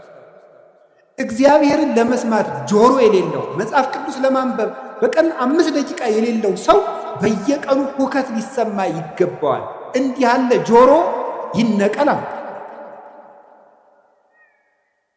ነቢዬ ያነስለክሙ ማኅበይክሙ ዘከማየ፣ እንደኔ ያለ ነቢይ ያስነሳላችኋል ሙሴ ሲናገር ክርስቶስን ነው። እሱ ቀይ ባህር እንዳሻገረ ጌታ ገሃነምን ያሻግሯል። ብዙ ንጽጽር አለ። ወለቱ ስምዕዎ፣ እሱን ስሙት። ወኩላ ነፍስ እንተ የተሰማው ለውእቱ ነቢይ ትሰሮም ሕዝባ፣ ያንን ነቢይ የማትሰማ ጆሮ ግን ከወገኖቿ ተለይታ ትጥፋ። ያን ነቢይ የማትሰማ ማለት ክርስቶስን የማይሰማ ጆሮ ይነቀላል። ሰላም እግዚአብሔርን መስማት የማይፈልግ ጆሮ ሁከት፣ ጦርነት፣ ብጥብጥ፣ ሞት ሊሰማ ይገባል። በየቀኑ ይህን የምንሰማበት ምክንያት ለእግዚአብሔር ጆሮ ስለሌለን፣ ለእግዚአብሔር ዓይን ስለሌለን፣ ለእግዚአብሔር እግር የለን። እግሮቻችሁ የት ነው የሚሄዱት? የሚፈጥኑላችሁ ወዴት ስትሄዱ? ቤተክርስቲያን ሲሏችሁ አያደርሳችሁ። እንዲሁ አይደረስ እኮ ከዚያ ትሄዱ። የማስታወቂያ ሰሌዳ ለማንበብ በየቀኑ ትመላለሳለች። ስራ ወጥቶ ይሆን? ጥሩ ነው ተመላለሱ። ግን እግዚአብሔር ቤት ብትመላለሱ ምን አለ? የእግዚአብሔር ቤት እኮ ልንገራችሁ፣ የእግዚአብሔር ቤት ቤተክርስቲያን እኮ ማለት የእግዚአብሔር መንግስት ማለት ነው። ቤተክርስቲያን ታውቃላችሁ? ይህም ቤተክርስቲያን ማለት የእግዚአብሔር መንግስት ማለት ነው። እንዲህ ብሎ ነበረ ጲላጦስ፣ አንተ አይሁድ ንጉሥ ነህ እንዲህ አለው። ምን ብሎ ነው የመለሰለት? መንግሥተ የእሴይ ኮነትም ዝንቱ ዓለም፣ የኔ መንግስት በዚህ ዓለም አይደለችም። ምን ማለት ነው? ቤተ ክርስቲያኔ ምድራዊት አይደለችም ማለት ነው። የእግዚአብሔር መንግስት ማናት ካላችሁ ቤተ ክርስቲያን። አንድ ሰው አሜሪካ ከመሄዱ በፊት አሜሪካ ኤምባሲ መሄድ አለበት። አንድ ሰው መንግስተ ሰማያት ውስጥ ከመግባቱ በፊት ከእግዚአብሔር ኤምባሲ ቤተክርስቲያን መግባት አለ። ቤተክርስቲያን ውስጥ የማይገባ ሰው የሰማይ ዜግነት የለውም። አንድ ሰው ከአንዲት ሀገር ኤምባሲ ውስጥ ሲገባ የዚያች ሀገር ጥበቃ ውስጥ ይገባል። ከቤተ ክርስቲያን ውስጥ የሚገባ ሰው የእግዚአብሔር እጅ ውስጥ ነው የሚገቡት። ይሄ ቤተ ክርስቲያን ውስጥ ቤተ ክርስቲያኑ ግቢ ላይ የሚታጠረው አጥር በግራ የሚመጣለ በቀኝ የሚመጣለ፣ እዚያ እንደዚህ ብሎ በር አለው። ይሄ መግቢያ፣ ይሄ አጥሩ ግንብ መሆኑን አታዩት። እነዚህ ምዕመናንን ተቀብለው የሚጠብቁ የእግዚአብሔር የምህረት እጆች ናቸው። ከቤተ ክርስቲያኑ ግቢ ውስጥ ስትገቡ ወደ እግዚአብሔር እቅፍ ነው የምትገቡት። እሱ በማይታጠፍ ጥበቃው ይጠብቀናል። ከዚያ በኋላ እንዲህ ያለች ነፍስ እግዚአብሔር የእኒ ዋልቦ ዘያጣኒ፣ እግዚአብሔር ይጠብቀኛል፣ እሱ እኔን ብትደብቁኝ ፈልጎ የሚያጣበት ቦታ የለም፣ እኔንም የሚያሳጠኝ የለም። እሱ ራሱ ተናግሯል እኮ አልቦ ዘያሃይደኒ የሚሆን እምዴ፣ በጎቼን ከእጄ ነጥቆ የሚወስዳቸው ማንም የለም። ከእግዚአብሔር እጅ መግባት ከፈለጋችሁ ቤተክርስቲያን መግባት። ለቤተ ክርስቲያን ጊዜ፣ ለመጽሐፍ ጊዜ፣ ለመጸለይ ጊዜ። አንድ ሰው ከእግዚአብሔር ጋር ያለው ጊዜ ከላላ እየጠፋ መሆኑን ማወቅ ያለበት ይሄ። ምን አላቸው ጌታ የማቴዎስ ወንጌል ምዕራፍ 26 ላይ ሲናገር ትግቡ ወጸልዩ ከመ ይትባ ውስጥ መንሱት አላቸው። ወደ ፈተና እንዳትገቡ ምን አላችሁ? ተግታችሁ ጸልዩ ማለት ነው። ጸሎት አቃታቸው ሐዋርያት አቃታቸው። መጥቶ ሁለት ጊዜ ሁለተኛው ላይ ማያቸው ተኝተው አገኛቸው። በሁለተኛው ያላቸውን ስሙ።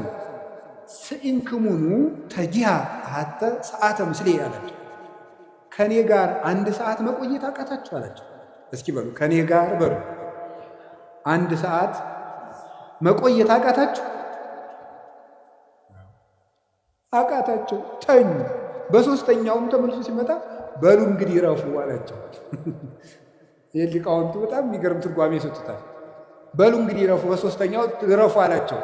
እንተኛለን ሲሉ ክርስቶስን የሚይዙ ወታደሮች መጡና እነሱንም ያጣድፏቸው ጀመሩ። ከኔ ጋር 1 ሰዓት ብትተጉ ፍጹም እረፍት ታገኛላችሁ። ከኔ ጋር 1 ሰዓት መትጋት ካቃታችሁ ግን ሁልጊዜ ስትባክሩ ትኖራላችሁ አላቸው። ስለዚህ እንዳትፈሩ፣ ፍርሃት እንዳያሻብራችሁ፣ እንዳይበትናችሁ ከፈልጋችሁ አሁን ከኔ ጋር በጸሎት ቆዩ አላቸው። ቅዱሳን ሐዋርያት አቃታቸው። ከሱ ጋር መትጋት ስላቃታቸው ቀን ከሱ ጋር መዋልም ሳይሆንላቸው ቀር ጥለው ተበተኑ። ከክርስቶስ ጋር ያላደረ ከክርስቶስ ጋር አይውልም፣ ከክርስቶስ ጋር ያልዋለም ከክርስቶስ ጋር አያድርም። ስለዚህ እግዚአብሔር ሰዎች ቀኑን ሙሉ ቅዱሳን ሐዋርያት ከጌታ ጋር 1 ሰዓት ተግተው ቢሆን ኑሮ ቀኑ ሁሉ መስቀሉን ትተው ሲራወጡ አይውሉም ነበር። ቀኑን ሙሉ በሰላም መዋል ከፈለጋችሁ፣ ያለ ሁከት መዋል ከፈለጋችሁ፣ የሚያባረራችሁ ሳይኖር መዋል ከፈለጋችሁ ከክርስቶስ ጋር 1 ሰዓት ቆዩ። ለእግዚአብሔር ጊዜ ይኖራል። ከቃሉ ጋር ናችሁ? ከቃሉ ጋር ናችሁ? እስቲ እንደው ማታ ማታ ስተኙ እግዚአብሔር የሚባል የሆነ አካል ትዝ ብሎት የሚያውቅ ሰው አለ ብሏችሁ ያውቃል? እግዚአብሔር ቁጭ ብሎ ወይም ቁሞም በሉት ብቻ በእናንተ ሕሊና በምትስሉት እግዚአብሔር ትዝ ብሏችሁ ያውቃል? አይ እናንተ ብፁዓን ናችሁ ማለት። እግዚአብሔር ትዝ የሚለው ሰው የታደለ። ለእግዚአብሔር የምናስብበትም ጊዜ፣ የምንጸልይበት ጊዜ፣ የምናነብበት ጊዜ፣ የምናስቀድስበት ጊዜና ከእግዚአብሔር ጋር የምንኖርበት ጊዜ ይኖራል። ጊዜን ለእግዚአብሔር በሉ እስኪ። ጊዜ ለማን? እግዚአብሔር እኛ ለእሱ ጊዜ ስንሰጠው እሱ ደግሞ ለእኛ ምን ይሰጠን ነው? ጊዜ ይሰጠን። ያለ ጊዜያችን እንዳንሞት የማደጊያ የመለወጫ ጊዜ ይሰጠናል። እንዲሰጠን ይህን ማድረግ አላችሁ። እግዚአብሔር ከሁላችን ጋር ይሁን። ሁለተኛ ጊዜ ለምን በሉ እስኪ በሉ እንጂ። እሺ ጊዜ ለቤተሰብ በሉ ሁላችሁ። ጊዜ ለማን? ለቤተሰብ። ቤተሰብ ክርስቲያንነት ወይም ኦርቶዶክሳዊነት ህብረታዊነት ነው፣ አንድነት ነው ክርስቲያንነት ማለት። ለቤተሰቡ ጊዜ የሌለው ሰው ቅዱስ ጳውሎስ 1 ጢሞቴዎስ ምዕራፍ 5 ላይ እንደነገረን ለቤተሰቡ የማያስብ ሰው ሃይማኖቱን ከካደ ሰው የባሰ ነው ይላል። ለቤተሰቡ ጊዜ የሌለው፣ ጊዜ ሊኖራቸው ይገባል። ለምንወደው ሰው የምንሰጠው ብቸኛው ስጦታ ምን እንደሆነ ታውቃላችሁ? ምንድን ነው? ጊዜ። ጌታችን ኢየሱስ ክርስቶስ ለሚወዳቸው ሰዎች ጊዜ በመስጠት ነበር ፍቅሩን የሚገልጥላቸው። ምቹ ጊዜ ለብቻቸው ይሰጣቸው ነበር። ለቤተሰብ ጊዜ ሊኖር ሰው ባል ለሚስቱ ጊዜ ሊኖር ይገባል። ሚስት ለባል ጊዜ ሊኖር ይገባል። ለልጆች ጊዜ ሊኖራቸው ይገባል። ጊዜ እዚያ ውስጥ ጊዜ ከሌላችሁ እንደ ነፍሰ ገዳይ ናቸው። ለቤተሰቡ ጊዜ የሌለው ሰው፣ ለእናቱ ጊዜ የሌለው፣ ለአባቱ ጊዜ የሌለው፣ ለዘመዶቹ ጊዜ የሌለው። አሁን እኮ ጊዜ የለም፣ ለማንም ጊዜ አይሰጥም ሰው። ውላችሁም ገብታችሁ እንደ ዝንጀሮ ስልካችሁን ይዛችሁ ቁጭ። ዝንጀሮ ነው ይሄ። በቆሎ ይዝና አንዳንድ በቆሎ ይዞ ያምቡችላል። በቃ ግጦ ሲጨርስ በቃ እንደዚህ ነው። ጊዜ ክርስቶስ እንዴት ለቤተሰቦቹ ጊዜ እንደሚሰጥ ተመልከቱት። የማቴዎስ ወንጌል ምዕራፍ 13 ላይ ሕዝቡን ሁሉ አብልቶ ሸኘ። አብልቶ ከሸኘ በኋላ የራሱ ቤተሰቦች ደግሞ አሉት። እነማን ናቸው? ሐዋርያት። እነሱን ከሸኘ በኋላ እቤት ገብቶ ደግሞ ለእነሱ ጊዜ ሰጣቸው። ተርጉምልን የቅድሙን አሉት። ተረጉምላቸው። ዘሩ እንዲህ ነው፣ በመንገድ ላይ የወደቀው እንደዚህ ነው፣ ቶሎ የደረቀው ዘር ይሄ ነው፣ ፈጥነው የሚሰሙ ናቸው።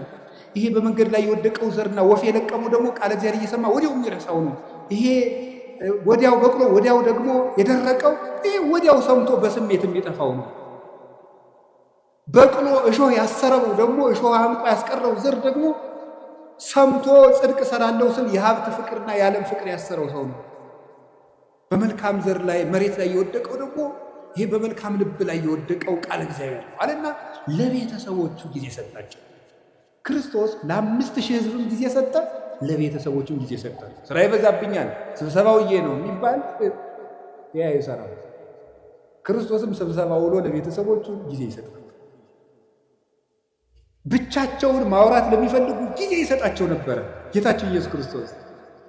ዮሐንስ ወንጌል ምዕራፍ 4 ላይ ያቺ ውሃ ቀጅ ሴት ጊዜ ያስፈልጋት ነበር። ጌታ ምን ያደርጋል? ጊዜ ይሰጣል።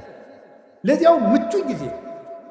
ከሰው መሃል ብታወራ የምታፍርበት ገመና ስለነበራት በስልት ሐዋርያት በራባቸው ሰዓት፣ እሷም ደግሞ ውሃ ለመቅዳት በምትመጣበት ሰዓት ሐዋርያትን ሂዱና ምሳ ገዝታችሁ ከተማ ነው አለ። እሷ ደግሞ የምትመጣው ያው ስታገባ ቶሎ ቶሎ ስለሚሞትባት ይቺ ነፍሰ ገዳይ የተባለች ሴቶች ውሃ ሲቀዱ ስለሚሰድቧት በእስራኤል ውሃ ቀዳዱ እንደኛ ስለሆነ ሴቶች ሁሉ ውሃ ቀድተው ቤታቸው ቁጭ ሲሉ በቀትር እሷ ልትቀዳ ሄደች። በምቹ ሰዓት ክርስቶስ ጊዜ ሰጣት። በቀትር ሰዓት ወጓን ሁሉ አዳመጣት። በደንብ አድርጎ ነው ያዳመጣት። እንዲሁ ይገርም። እናንተ አሁን በቀትር ሰዓት ፀሐይ የመታችሁ እንኳን ክርስቶስ ያህል አምላክ እንዲሁ ትልቅ ሰው ሆኖ ታዳምጣላችሁ። ጌታ ምቹ ጊዜ ሰጥቶ አዳመጣት። ስለዚህ ጊዜ ስለሰጣት እሷም ልቧን ለሱ ሰጠችው። ጊዜ መስጠት ጌታችን ኢየሱስ ክርስቶስ ለብዙዎቹ ነበር ጊዜ። ትልቅ ሰው ነኝ አይል፣ አምላክ ነኝ አይል፣ ለሁሉ ሰው ቆሞ የመቆየት እድል ይሰጣቸው ነበር። የማቴዎስ ወንጌል ምዕራፍ 9 ላይ ስታዩ 2 ዕውሮች ነበሩ። ጌታችን አልፎ ሲሄድ 2 ዕውሮች የዳዊት ልጅ ሆይ ማረን አሉ። እሱ አልፎ እየሄደ ነው። ማረን ሲሉ ምን ይላል? ማቴዎስ ወንጌል ምዕራፍ 9 ላይ ስታነቡ ምን ይላል? ወደ ቤትም በገባ ጊዜ 2 ዕውሮች መጡ ይላል። ወደ ቤትም በገባ ጊዜ የሚለው ለምንድን ነው የተጻፈ? መጽሐፍ ቅዱስ ላይ ዝም ብሎ የሚጻፍ ቃል የለም። ሊቃውንቱ ሲተረጉሙት ምን ይላሉ? ዕውሮች ናቸው፣ ሩጠው እንዳይደርሱበትና ከቤት ገብቶ ቆያቸው። ይህን ጊዜ መስጠት። ሩጠው እንደማይደርሱ ያውቃሉ፣ አይነ ስውሮች ናቸው። ስለዚህ እስከሚመጡ ድረስ ጊዜ ሰጣቸው፣ ቆያቸው። ይሄንን ሊቃውንተ ቤተክርስቲያን ምን ብለው የተረጉሙ? መንገድ ላይ ያሉት ደግሞ ምን ይላሉ? አጋንንት ምንድን ነው የሚሉት? ምን መንገድ ላይ ያሉት ሰዎች ደግሞ እናንተ አትጥሩት፣ ትልቅ ሰው ነው እንዴው ትልቅ እንዴ አታፍሩም እንዴ ስትጠሩት መንገድ ላይ ዝም በል ይሏቸዋል። ወአፈድፈዱ ከሊሃ ይላል። እነሱ ግን እንዲያውም ጨምረው እንዳልጮህ እንጂ የዳዊት ልጅ ወይ ማረን ብለው እንዲያውም ደግሞ ድምፅ ጨምሩበት፣ ገብቶ ቆያቸው። ሊቃውንቱ ምን ብለው የተረጉሙታል? ክርስቶስ ለእነዚያ ዕውሮች ሩጠው የሚደርሱበት አዝግማው እስኪደርሱ ድረስ ከቤት ገብቶ ቆያቸው። ምን ይላሉ? ዕውሮች የሚባሉት የክርስቶስን ብርሃን ማየት ያልቻለች ዕውር ነፍስ ናት። ዕውር ነፍስ የጌታን ብርሃን ለማየት ያልበቃች በድንቁርና በኃጢአት ውስጥ ያለች ነፍስ ናት። የዳዊት ልጅ ሆይ ማረኝ የምትለው ጸሎቷ ነው። እግዚኦ መሐረነ ክርስቶስ የምትለው ዝም በል አትጩህ የሚሉት ደግሞ አጋንንት ናቸው። ጸሎት አቋርጥ የሚሉት ናቸው። ተኛ ዝም ብሎ ተኛ እንዳትጮህ የሚሉት ናቸው። ክርስቶስ ግን እነዚያን ዕውሮች ቁሞ ቆያቸው ማለት እሱን ለማየት እስከምትበቃ ድረስ በኃጢአትም በድንቁርናም የታወረችውን ነፍስ ክርስቶስ ይቆያል። እቤት ገብቶ ይቆያታል አዝግማ እስከምትደርስ ድረስ። ሁላችንም ቆይቶን ነው እንጂ ገና ዕውሮች ነን። በጊዜ ሰጥቶን እቤት ገብቶ ቆይቶን ነው አሁንም ቢሆን ይመጣል። ክርስቶስ እንደ ፍጥነቱ ጥሎን ቢሄድ ድሮ ማንም እዚህ መድረስ አይችልም ነበር። እዚህ መግባት አንችልም። ቤት ውስጥ መግባትም አይፈቀድልም። ማን ይዘልቀዋል? እሱ ተጽዕነ ላዕለ ኪሩቤል ወሰረረ በክንፈ ንፋስ። ሕሊና መላእክት እንኳን የማይደርስበትን ጌታ እኛ ግን በቅዱስ ሥጋው በክቡር ደሙ እንድንዋሃደው የፈቀደልን እሱ ቆሞ ስለቆየን ነው። ጌታችን ላልደረሱት እስኪደርሱ ጊዜ ይሰጣል። እናንተ ጊዜ ትሰጣላችሁ? ቶሎ አልገባው ላለ ሰው ጊዜ ትሰጣላችሁ? አንተ ደደብ እስከ መቼ ድረስ ነው ከአንተ ጋር የምንኖረው አትሉ? ጊዜ ትሰጣላችሁ? ቁማችሁ ትቆይታላችሁ? ሰው እስኪስተካከል፣ ጠባዩ የከፋ ሰው እስኪስተካከል ትቆያላችሁ? ወዲያው ነው። ማንን አይቆይም። አሁን ጥሎ መሮጥ ነው እና ቆዩት እስቲ ሁሉንም ሰው ቆዩት፣ ይስተካከላል። ከቆየ ነው። በጊዜ የማይስተካከል ዲያብሎሶች አሉ። ሰው ይስተካከላል። ጊዜ ለቤተሰብ እስኪ በሉ ንገሩ እንጂ። አዎ ጊዜ ለቤተሰብ ሊኖር ይገባል። ብዙ አሁን እንዲሁ እናታችን ቅድስት ቤተክርስቲያን እየተፈተነች ያለችው አንዱ በትዳር ነው እየተፈተነችው ያለችው። የባለ ትዳሮች ደግሞ መሰረታዊ ችግራችሁ ምንድን ነው ስትሉ ጊዜ የላችሁም። ትዳሩን የሆነ ሱቅ ነው የምታደርጉት። ምን ማለት ነው መሰላችሁ? ስራ ቦታ ሆኗል ማለት። ጊዜ የላችሁም። ባልና ሚስት አብራችሁ የምትሆኑበት ጊዜ የለም። አትተዋወቁም እኮ ሁላ። ጊዜ ያልሰጣችሁት ሰው ይውላችሁ። በሰነፍ አዝመራ አለፍኩ አረም በቅሎበትም አየሁት አለ ሰሎሞን። በሰነፍ አዝመራ አለፍኩ አረም በቅሎበት አገኘሁት። ለሚስትህ ጊዜ ከሌለ ዞር ዞር ብለህ ስትመጣ አረም በቅሎባት ነው የምታገኘው። አረም ይበቅልባታል። የነገር አረም፣ ሌላም አረም፣ ሌላም አረም። የአረም አይነቶችን አግሪካልቸር ባለሙያ ጠይቁ። ብዙ አረም ነው የሚበቅልባት። እግሬያችኋለሁ። ለባሎቻችሁ ጊዜ ከሌላችሁ ብዙ አረም ያበቅላል፣ ይሸፍታል ልብ። እነዚያን አረሞች ደግሞ ነቅሎ የሚጥላቸው የለም። አረሙን እንነቅላለን ስትሉ ስንዴውን ትነቅሉብኛላችሁ እንዳለ ጌታ በዚያችሁ ትንሽ ችግር በበቀለችው አረም በአመል መጥፋት ስትጨቃጨቁ ራሱን ማጣትም ይመጣል። ስለዚህ ጊዜ ይኖራችሁ። እኔ እውነቴን ነው፣ ስለ እግዚአብሔር ብላችሁ ለልጆቻችሁ ጊዜ ስጡ። ጌታችን ኢየሱስ ክርስቶስ ለሕፃናት ጊዜ እንደሰጣቸው ታስታውሳላችሁ። የማቴዎስ ወንጌል ምዕራፍ 18 ላይ ሕፃናት ወደ እኔ እንዲመጡ አትከልክሉ፣ አቅፈው አስተምሮባቸዋል። እየታቀፈ በዚህ በትከሻው እየመጡ ዙሪያውን እየከበቡ ለሕፃናት ጊዜ ነበረው። ለልጆች ጊዜ ያስፈልጋል። ለጎረቤት ጊዜ ያስፈልጋል። አላችሁ? አሁን ለጎረቤት ጊዜ አላችሁ? አሁን እንደው መችስ ሰለጠን ተብሎ አሁን ጎረቤትም አይጠያየቅም። የጎረቤት ልጅ መቆጣትም ቀርቷል። እኛ ልጁ ነን በእውነት እግዚአብሔር በሚያውቀው አሁንም ገና አላደግንም። በርግጥ ጎረቤት ነው እየቀጣ ያሳደገ። ዋስ ጠርተን ነው ስናጠፋ የጎረቤት ሰውዬ መጥቶ ዋስ አስጠርቶ ነው የሚለቀን ማለት። ቢገርፈን ኧረ አየዋ ገሌ ገረፈን ብለን ለእናት አባታችን ብንናገር ደግ አረገ ነው የምንባለው። የኔን ልጅ ነካ እንባለን። በምን ምክንያት ነው የመታው ተብሎም አይጠየቅም። ኃላፊነት አለው በልጆች።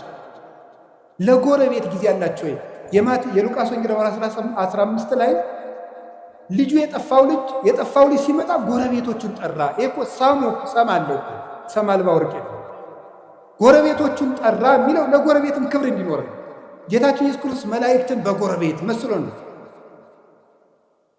አዳምና ልጆችን ደግሞ በጠፋ ልጅ መስሎ ነው ያስተማረ። ጎረቤትን መጠራራት፣ ለጎረቤት ጊዜ መስጠት። ምን እየሆኑ ነው? እየበሉ ነው? እየጠጡ ነው? እንዴ እኛ ገር ገበሬ እኮ ሲተርት ሰምታችሁታል። አታጣልፈኝ አለች ጉንጫቸር ይላል። እዚያ ማዶ ቤት ሲቃጠላሉ ውሃ ውስጡና አታጣልፈኝ አለች አሉ። አንቺ ውሃ ውስጥ አይደል ያለች እንዴ? እሳቱ የት ያገኝሻል ሲሏት አሉ። እሳቱ አልጠፋ ቃል እየቀዱ ውሃውን ሲወስዱ ውሃው ሲያልቅ እኔንስ ወስደው መጨመራቸው ይቀራል። ምን ማለት መሰላችሁ? የነፍሱ ቢቀር ድሃ ጦም ማደሩን ካላያችሁት ችግር ነው። የነፍሱም ይቅር የተጎዳ ሰው በግ ከደነበረ የሰው ልጅ ከመረረ አይመለስም ተብሎ ከመረረው ድሃም ቢሆን ሰብሮ ይበላል። ዘግቼ እበላለሁ ሰው። ስለዚህ ጎረቤት ምንድን ነው የሚሰራ? እርቦታል፣ ጠምቶታል፣ ተጣልተዋል፣ ፍቅር ናቸው፣ ታመዋል፣ አርጅተዋል፣ ጧሪ ያላቸው። ለጎረቤት ጊዜ ሊሰጠው ይገባል። ጊዜ ለቤተሰብ ስጡ። ያላደመጣችሁት አንደበት ሸፍቶ ታገኙታላችሁ። ጆሮ መስጠት ይገባል። ከቃሉ ጋር ናችሁ። እግዚአብሔር ከሁላችን ጋር ይሁን። ጊዜ ለምን አላችሁ? በሉ ነገሩ እንጂ። እስኪ አንድ ጥያቄ ልጠይቃችሁ። ከሰውነታችን አካል ውስጥ አንዱ ጊዜ ባይሰጥ ምን ይሆናል? እስኪ ለምሳሌ ልብ። እስቲ ቆይ ትንሽ አረፍ ልበል። የሆነ ጊዜ ላይ እኮ ነው የዓመት እረፍት ተውትና የደቂቃ እረፍት ብትወጣ ልብ ምን እንሆናለን? ቤተሰብ እኮ ናቸው እነዚህ። ታውቃላችሁ አይደለም? እነዚህ እኮ ቤተሰብ ናቸው። ልብ ደም መርጨት ካቋመች ሳምባ ምን ቁም ነገር ያለው? ኦክሲጅን አንድ አቅማዳ ኦክሲጅን ቢሰበስብ ምንም ጥቅም የለው። ደምን ለማጣራት የሚጠር ብታቆም ይሆናል። ሳምባ እስቲ ቆይ ትንሽ አረፍ ልበል ቢልስ? ቤተሰብ እኮ ናቸው እነዚህ። ሳምባም ልብም ሁሉም ጊዜ አላቸው። አንዱ ለአንዱ የሚሰራውን ጊዜ ያውቃል። አንዱም ሳምባ ለልብ ጊዜ ይሰጠዋል፣ ጊዜም ለላባሳ ጊዜ ይሰጠዋል፣ ቦሳ ይሰጠዋል። አንዱ አጣርቶ ይጥልቃል፣ አንዱ ያበለጽጋል። ደሙን በኦክስጅን ማለት ነው ያጣራዋል። እንዲሁ ነው። ተጋግዘው እኮ ነው ቤተሰቡ በሰላም የሚኖር። ይሄ እኮ ሰውነታችን ቤተሰብ ነው። አታውቁ? ቤተሰብ እኮ ነው። እዚህ ውስጥ የሚራወጥ ስንት ስራ ነው ያለው። አሁን እግራችን እሾህ ቢወጋው ምንድን ነው የሚያደርጉ? እኔ ጠይቄ ነው ሐኪም አላውቅም። ሐኪሞች እንደነገሩኝ ከሆነ ግን ብሳሳትም ስህተቱ የሐኪሞች ነው ስላልተማርኩት ማለት ነው። ሐኪሞች እንደነገሩኝ ሜሴጅ ትራንስሚተርስ አለ፣ ሴል የሚባል ሰራዊት አለ እና እግርህን እሾህ ቢወጋ በዚህ ግዛት በኩል ችግር ደርሶበታል ብለው ተራውጠው ለጭንቅላት የሚነግሩ ሴሎች አሉ። እነዚያ ሁሉ ቤተሰብ ናቸው፣ ተባብረው ነው የሚኖሩ። የውስጥ ደዌ ስፔሻሊስት ጠይቁ። እንዲህ ውስጥ እኔ የውጩን ራሱ ልንገራችሁ። የውጩን ራሱ አሁን እኔ ቢያመኝ ምን ያደርጋል መስላችሁ? ጭንቅላቴ አሁን ይችን ጣቴን ቢያመኝ ጭንቅላቴ ጣቴን እኮ አመማት ይላል፣ ልሂድ ይላል። እግር ደግሞ ይሄዳል መድኃኒት ወዳለበት ይሄድና አፍ ምን ያደርጋል? አሞኛል ምን ግን ጣቴን መቼ ሰኞ ጀምሮ ይላል። ጆሮ ደግሞ ምን ይላል? ጧት አንድ ማታ አንድ ውሰድ የሚለውን ይሰማል። ከዛ እጅም እንደሚያደርገው መድኃኒቱን ይቀበላል። እጅ መድኃኒቱን ይቀበላል። ከዛ ምን ያደርጋል? አይን ያያል። ክኒን ዋጥቁ ስል ጠጠሩን አብሬ እንዳሉታው ያያል። አይን ጉሮሮ ይውጣል። እዛ ወዲያ በምን እንደሚፈጭ ሐኪም እንጠይቃለን። እንዴት እንደሆነ እዚያ እንጠይቃለን። ተባብረው ሰውየውን አቁመው የሚያውሉት እነማን ናቸው? ቤተሰብ በሉ እንጂ ቤተሰብ አቁመው ያውለዋል ይህ ሁሉ። ስለዚህ ለቤተሰቦቻችሁ ጊዜ ሊኖራችሁ ይገባል። ውላችሁ ስትገቡ ስልካችሁን ጥርቅምቅም አድርጋችሁ ልጆቻችሁ ጋር ዝም ብላችሁ አውሩ። ሚስቶቻችሁ ባሎቻችሁ ጋር አውሩ። ቁጭ ብላችሁ ማውራት አለባችሁ። ወሬው ቢረባም ባይረባም አይ እንደው የእሷን የማይረባ ወሬ ከምሰማ ትንሽ መረጃዎችን ባዳምጥ መረጃውን ሰምተ ነው እንጂ ሊቅምቶ ነው። እንደው ሳይንቲስት አሁን የኢትዮጵያ ሕዝብ የጦርነት መረጃ ከሰማ ስንት ዓመቱ? አንድ ሰላም ጠብ አላደረጋችሁ። እናንተ ሰምታችሁ የምታመጡት ጠብ የሚል ነገር የለም። እዚህ ውስጥ የታፈኑ ድምፆችን ስሙ። ቤት ውስጥ ነግሬያቸዋለሁ። ድመትን በማዳበሪያ በከረጢት ቋጥራችሁ ዝም ብትሏት ትሟጭራለች። ካልወጣች አታርፍም፣ ትሟጭራለች። ሐሳብ ካልተደመጠ ይሟጭራል፣ ውስጥ ይረብሻል ማለት። ሰው መናገር ይፈልጋል። አሁን ይገርማል። ሰው አሁን የሚፈልገው ማውራት ነው። እንዲያውም አሁን ንስሐ አባቶች ሁሉ የተቸገርነው ሰውን ቤት የሚሰማው ስላጣ የዓመቱን እኛ ላይ ስለሚናገር የዓመቱን ይመጣና እኛ ላይ የ10 ዓመቱን የ40 ዓመቱን እቤት አይሰማውማ። እቤት ባሏ አይሰማትም፣ እኛ ላይ መጣ የ40 ዓመት ወሬ እንዴ ፍዳኩን እቤት ሚስትሮ በቃ አውርዶት የሀብሌዝ ነው። ምንም በቃ ወይ እንደ ቴሌቪዥን በሪሞት አናሳልፈው ነገር በቃ ዝም ብሎ መውረድ ነው በቃ ማለት ነው። ይሄ ሁሉ ችግር የመጣው ምንድን ነው ስትበሉ ቤተሰብ። እስቲ ጊዜ ለቤተሰብ በሉ። ጊዜ ለማን? እኔ ስለ እግዚአብሔር ብላችሁ ለቤተሰብ ጊዜ ስጡ። እግዚአብሔር ጊዜ እንድንሰጥ ይፍቀድልን። ሶስተኛው የምነግራችሁ ጊዜ ለማዳመጥ እስኪ በሉ። አቤት ለማዳመጥ ጊዜ ስጡ። አሁን ብዙ ሰው አይሰማም። እንደውም አንዳንድ ጊዜ እኔ እንዲሁ በአማርኛ ልንገራችሁ በአማርኛ አሁን እኔ ራሴ በግሌ ለምክር ብዙ ምዕመናንን አገኛለሁ። 1 ሰዓት ያወሩኛል። ዝም ብዬ ነው 1 ሰዓት ያወሩና 10 ደቂቃ መፍትሄ መናገር ሲጀምር ራሳቸውን ማከክ ይጀምራል። ታሟል እኮ ሰው በጣም ታሟል። እናቴ መናገር ነው የሚፈልገው። በቃ ተናግሮ ብቻ መሄድ። እንደው አንዳንድ ጊዜ 2-3 ሰውም ታዝብ ያውቃሉ። ተናግሮ ምንም መፍትሄ ሳልነግረው እግዚአብሔር ይስጥልኝ አባ ደህና ያዋሉ ይላል። እኔ ምን አድርጌለት ነው ይዘው የሚመርቀኝ? ለምንድን ነው ስትሉ ሰው የሚናገርበት ሜዳ አጥቷል ማለት ነው። የሚናገርበት ሜዳ አጥቷል። ስለዚህ አዳምጡት እና ማዳመጥ ጀመሩ። እግዚአብሔር ስንት ጆሮ ነው የሰጠን? ንገሩኝ እንጂ ስንት አፍ ነው የሰጠን? እንዴ ይሄ ምን ማለት ነው? ብዙ አዳምጣችሁ ስንት ተናገሩ ነው? 1 ተናገሩ ነው። 2 ስማ 1 ተናገር ነው። እስቲ በሉ 2 ስማ በሉ። እናንተ ደግሞ 100 ማውራት አንድ ማዳመጥ፣ አንድ ማሰብ 100 ማውራት ነው። ይሄ የወሬ ሱስ ደግሞ ሰው አሁን እኮ ሁሉም ሰው ቲክቶከር የሆነው እቤት የሚሰማው ስላጣ፣ እቤት የሚሰማው ስላጣ እዚያ እየወጣ መለፍለፍ፣ ዝም ብሎ ድንችም እየበላ መለፍለፍ፣ በቆሎም እየበላ መለፍለፍ።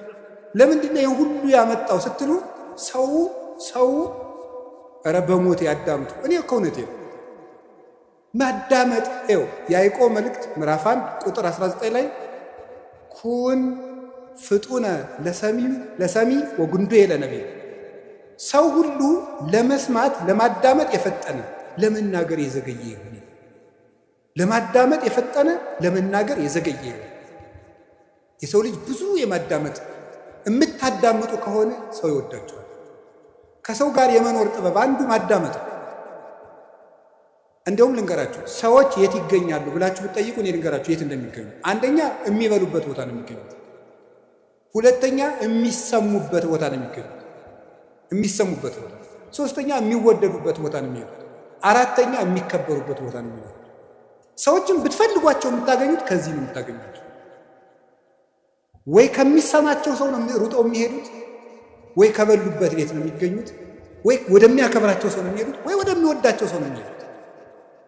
ከቤትም ጥለውን የሚወጡት አራቱን ሲያጡ፣ ወይ አልሰማቸው ስንል፣ ወይ አልወዳቸው ስንል፣ ወይ አናከብራቸው ስንል። ጥለውንም የሚሄዱ በዚህ ነው፣ ወደኛም የሚመጡ በዚህ ነው። ስለዚህ ይሄ እንዲኖረም ምን ማድረግ ማዳመጥ። ከቃሉ ጋር ናችሁ። ምን እንደሚባል ራሱ ማዳመጥ በትክክል የማዳመጥ ችሎታው የማዳመጥ መንገድ እንግዲህ ተማሩነቱ ይሄ ምንድነው? ሳይቃወሙ መስማት፣ ሳይተረጉሙ መስማት፣ መልስ ሳያዘጋጁ መስማት የሚባሉ አሉ። ሳይተረጉሙ መስማት፣ ምንም አትተርጉሙ። ዝም ብላችሁ ሰውየውን ዝም ብሎ የሚያፈሰው ወሬ ስሙ። አይ ወሬው የማይረባ ስለሆነ ጅልጅል ሰው ማዳመጥ አለብን እንዴ? ጥያቄ ልመልስላችሁ። አንድ የገዳም እመምኔት ነበረች እና የገዳሙ እናቶች ተሰብስበው ምን አሏት?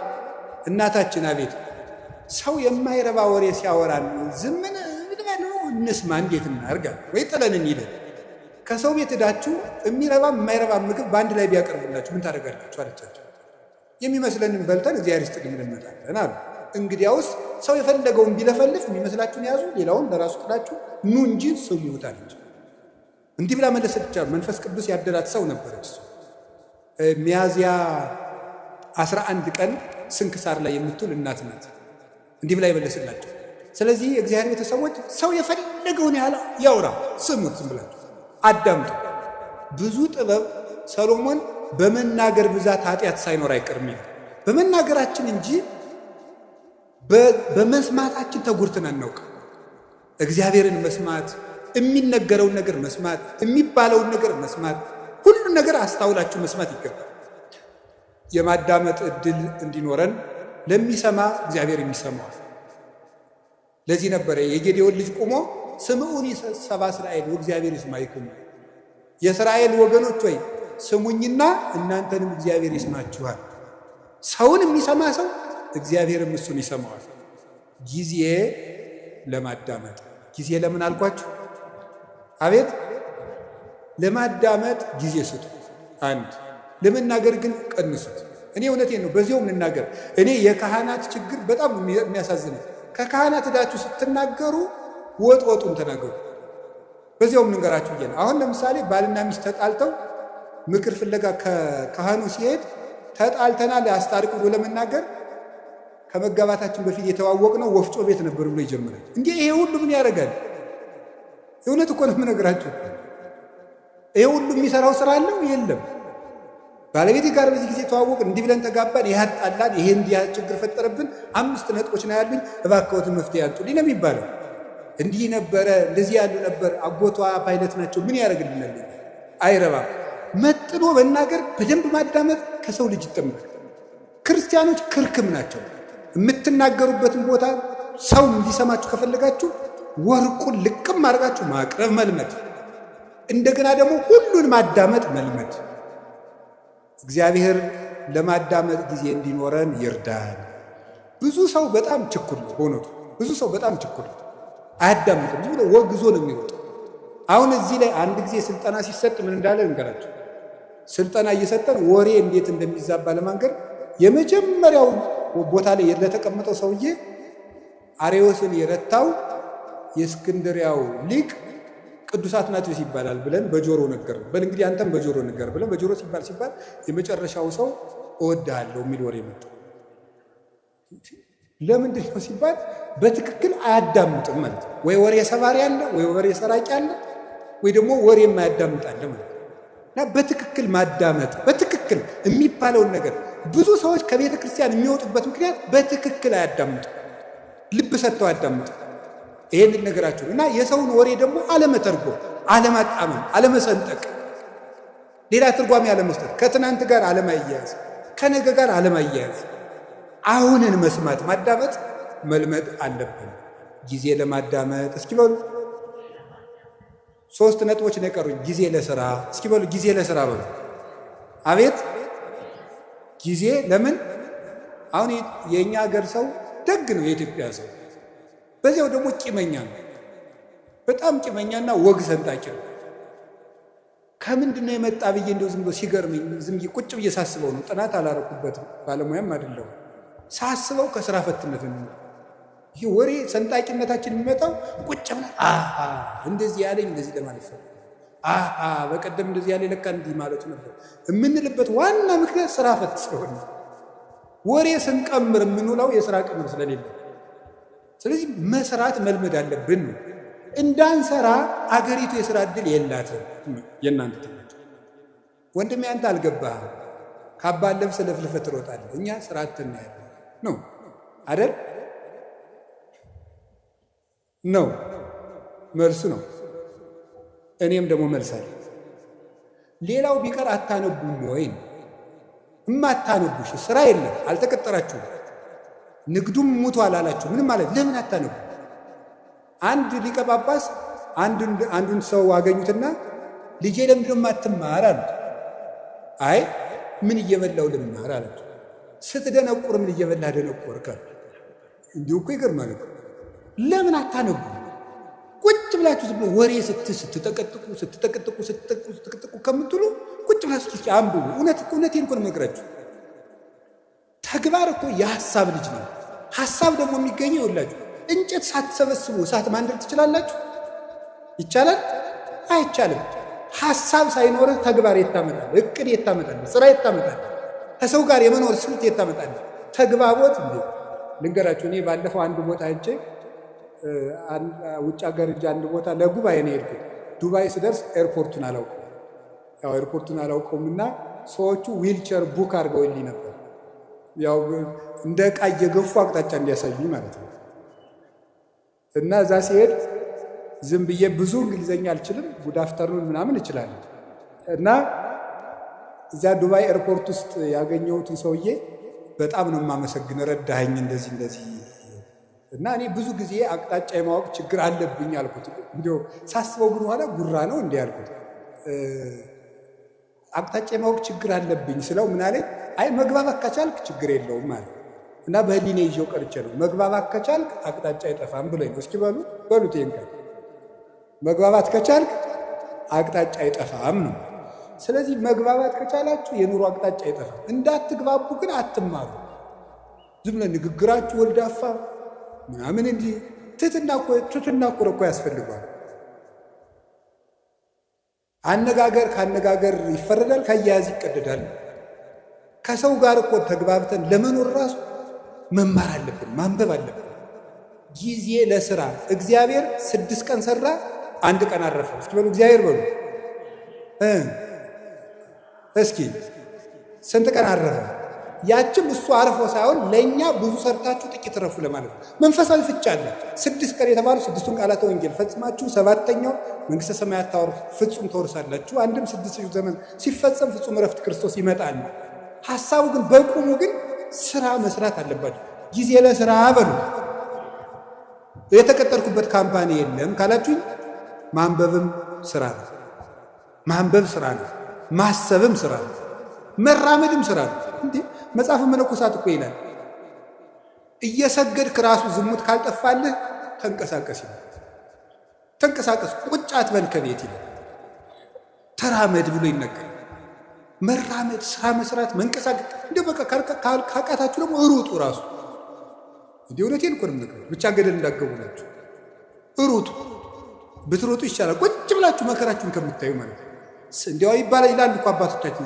እንዲያው ዘመን አድርገን ስናገረው ስራ የፈታ አይምሮ የሰይጣን ቤተ ሙከራ ነው ይባላል። ሰይጣን ኃጢአቶችን ቴስት የሚያደርግበት ስራ ፈቱ ላይ ነው የሚወሰደው። እንዲያውም ከሚሰራው ሰውዬ እያፈረ የሚመጣው ሰይጣን ሁሉ ወደዚያ ሰውዬ ነው እየሰበሰበ እና የሚሰራውን ሰውዬ የሚፈትነውን ሰይጣን የስራ ፈቱ ሰይጣን እስኪ ዞር ዞር ብዬ ልምጣ ብሎ ቀስቀስ ብሎ እንዲያው ሲሄድ ከስራ የሚሰራው ሰውዬ ጋር የሚታገለውን ሲያገኝ ረዚያ አትልፋ የኔ ስራ ፈታለ ና እንሂድ ብሎ እንደ ድግስ ወደዚያ ዞት የሚሄድ ነው የሚመስለኝ ነው። እና የምሬን ነው የምነግራችሁ። መጽሐፈ መነኮሳት በእርግጥ ምን ይላል? ከትጉሁ ባይታዊ ጋር የሚታገለውን ሰይጣን እንቅልፋሙ ላይ የነበረው ሰይጣን ይሄድና ናይን የሰነፋለ ብሎ ዞት ይመጣል።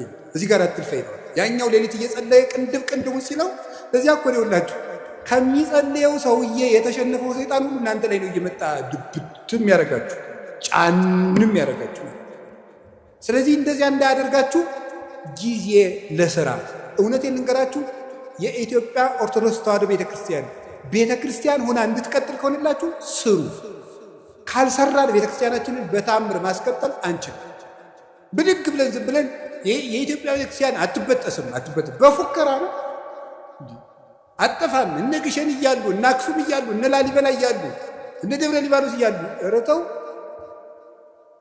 እነ ቅዱስ ቶማስ ራሱ የሰራቸው የህንድ ቤተክርስቲያን ጌታችን ኢየሱስ ክርስቶስ አካሉን በእጁ የዳሰሰው ጌታዬ አምላኬ ብሎ የጠራው ድንግል ማርያም ስታርግ መንገድ ላይ ያገኛት ቶማስ የሰራቸው 8 ቤተክርስቲያኖች ያሉባት ህንድ እኮ 5ቱ በሌላ እጅ ሆነው ዛሬ 3ቱ ብቻ ነው የቀሩት።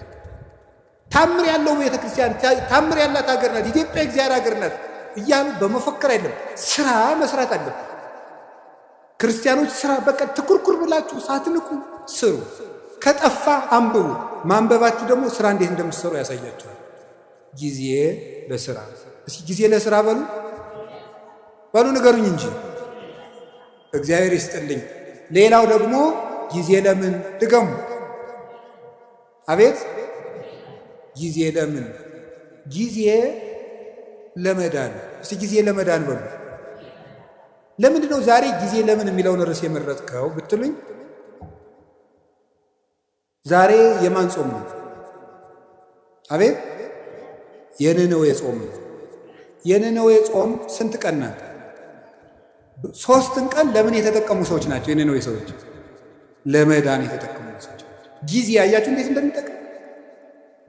በስንት ዓመት ያጠራቀሙትን የኃጢአት ግም 3 ቀን ተጠቅመው ነው ያፈረሱት ማለት ነው። ጊዜ እንዴት እንደሚጠቅም 3 ቀን እንዴት እንደጠቅም 3 ቀን ሀገር አዳነች። እኛ አሁን 50-60 ዓመት ሀገር ማዳን አቅቶናል። 3 ቀን ግን ሀገር አድኗል። ሀገራችን እንድትድን እኛም እንድንድን ከፈለግን ጊዜውን እንጠቀምበት። ለምን? ለመዳን። የመዳን ቀን ዛሬ ነው። ከዛሬም አሁን ነው አይደል?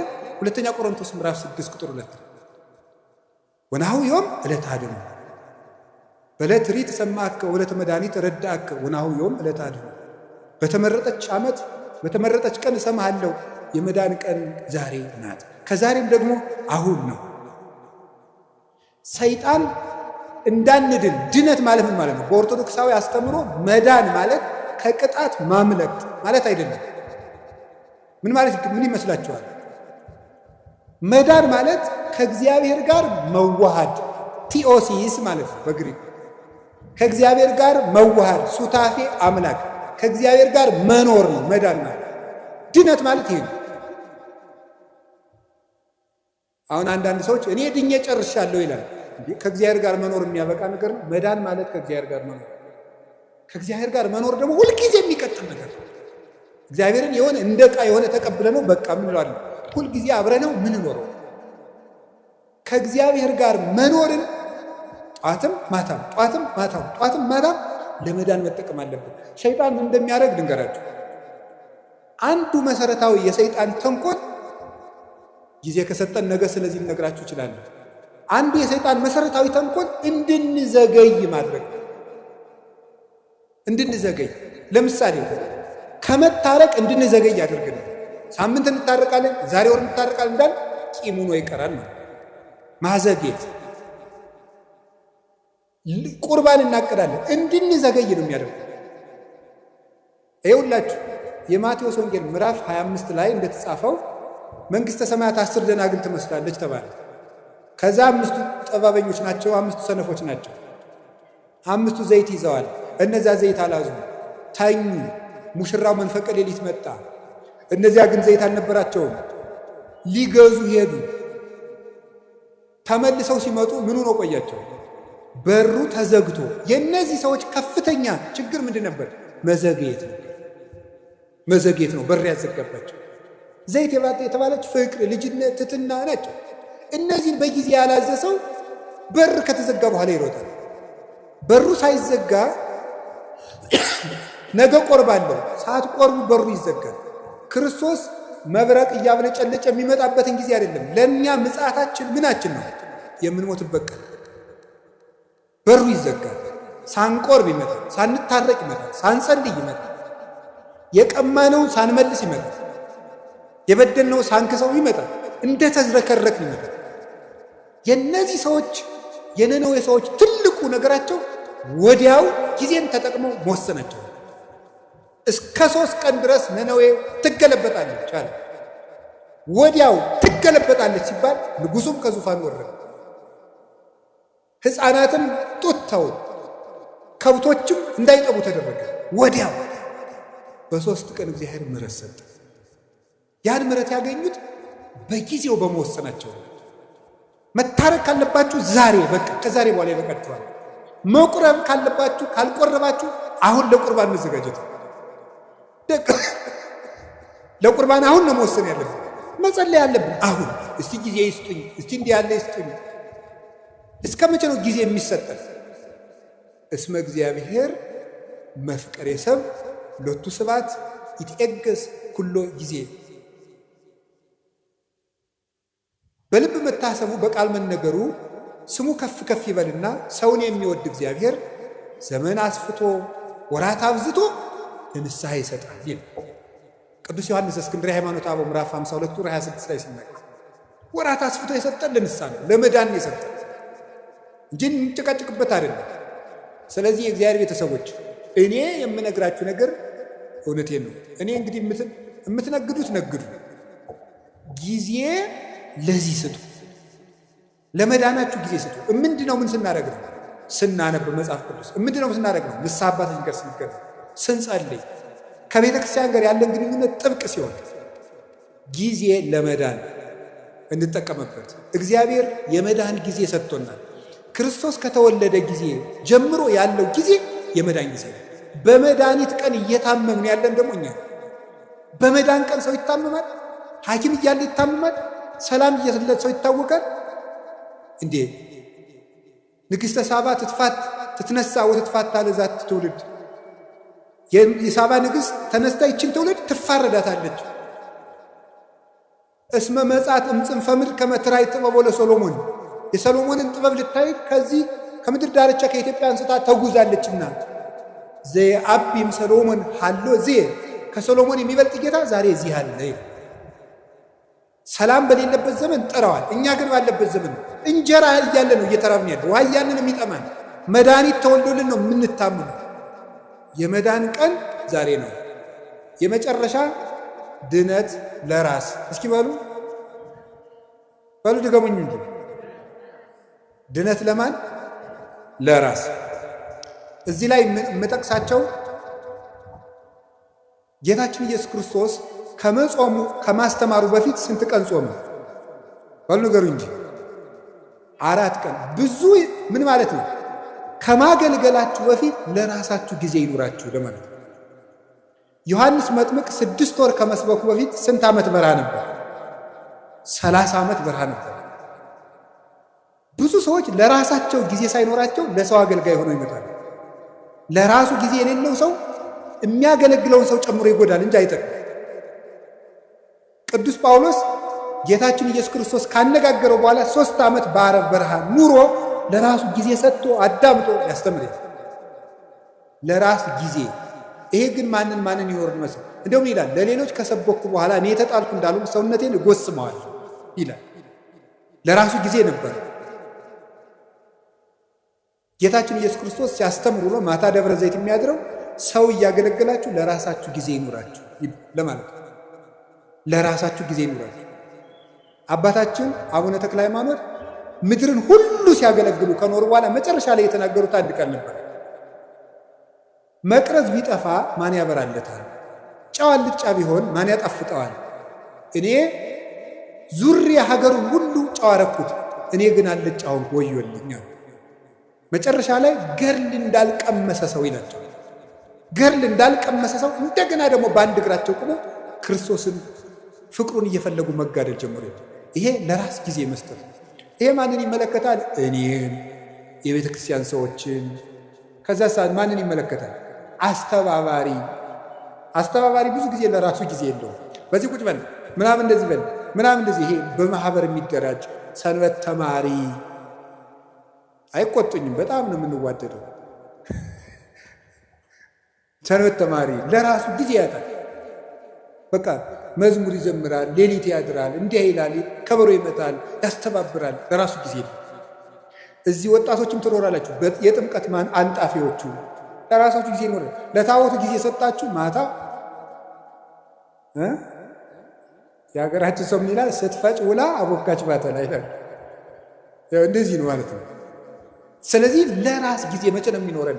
ሁልጊዜ አስተባባሪ ግን እንዳሉ ለከብቶች እያጠጣ እሱ ግን ይበሰብሳል ይባላል። ከብቶችን ያጠጣና ያረካቸዋል፣ እሱ ግን እየበሰበሰ ነው የሚሄደው። ስለዚህ ውሃን መሸከም ለመለምለም ከሆነ ጥሩ፣ ለመበስበስ ከሆነ ግን ጥቅም የለም። ለራሳችን ጊዜ ይኖራል። ጌታ ለሐዋርያት ያላቸው እንዲህ ነበር፣ ለራሳችሁ ተጠንቀቁ፣ ለራሳችሁ ዕቀቡ ርእሰክሙ ኢታክብዱ ልበክሙ፣ ለራሳችሁ ተጠንቀቁ፣ ልቡናችሁን በመብል በመጠጥ በመቀማጠል አታክብዱ፣ ለራሳችሁ ጊዜ ስጡ ነው ያላቸው። ለራሳችሁ። ቅዱስ ዮሐንስ አፈወርቅ ደግሞ ምንድን ነው የሚለው?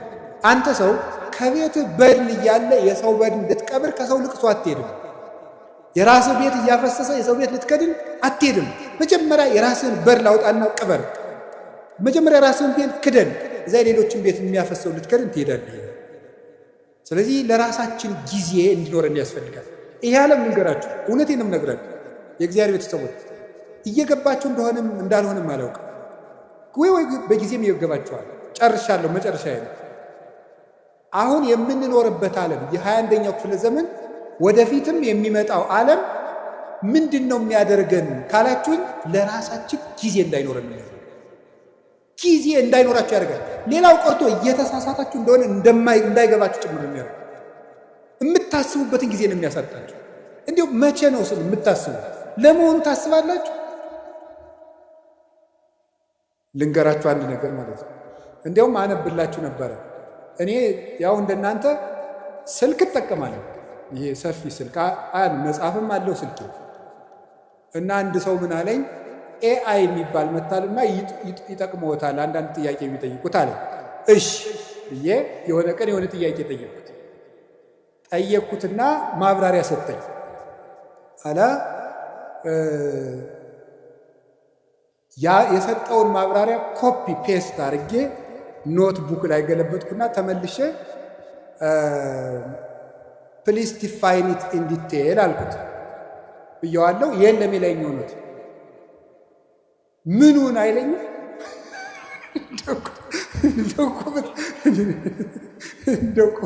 በጣም ነገር ነው ማለት ነው።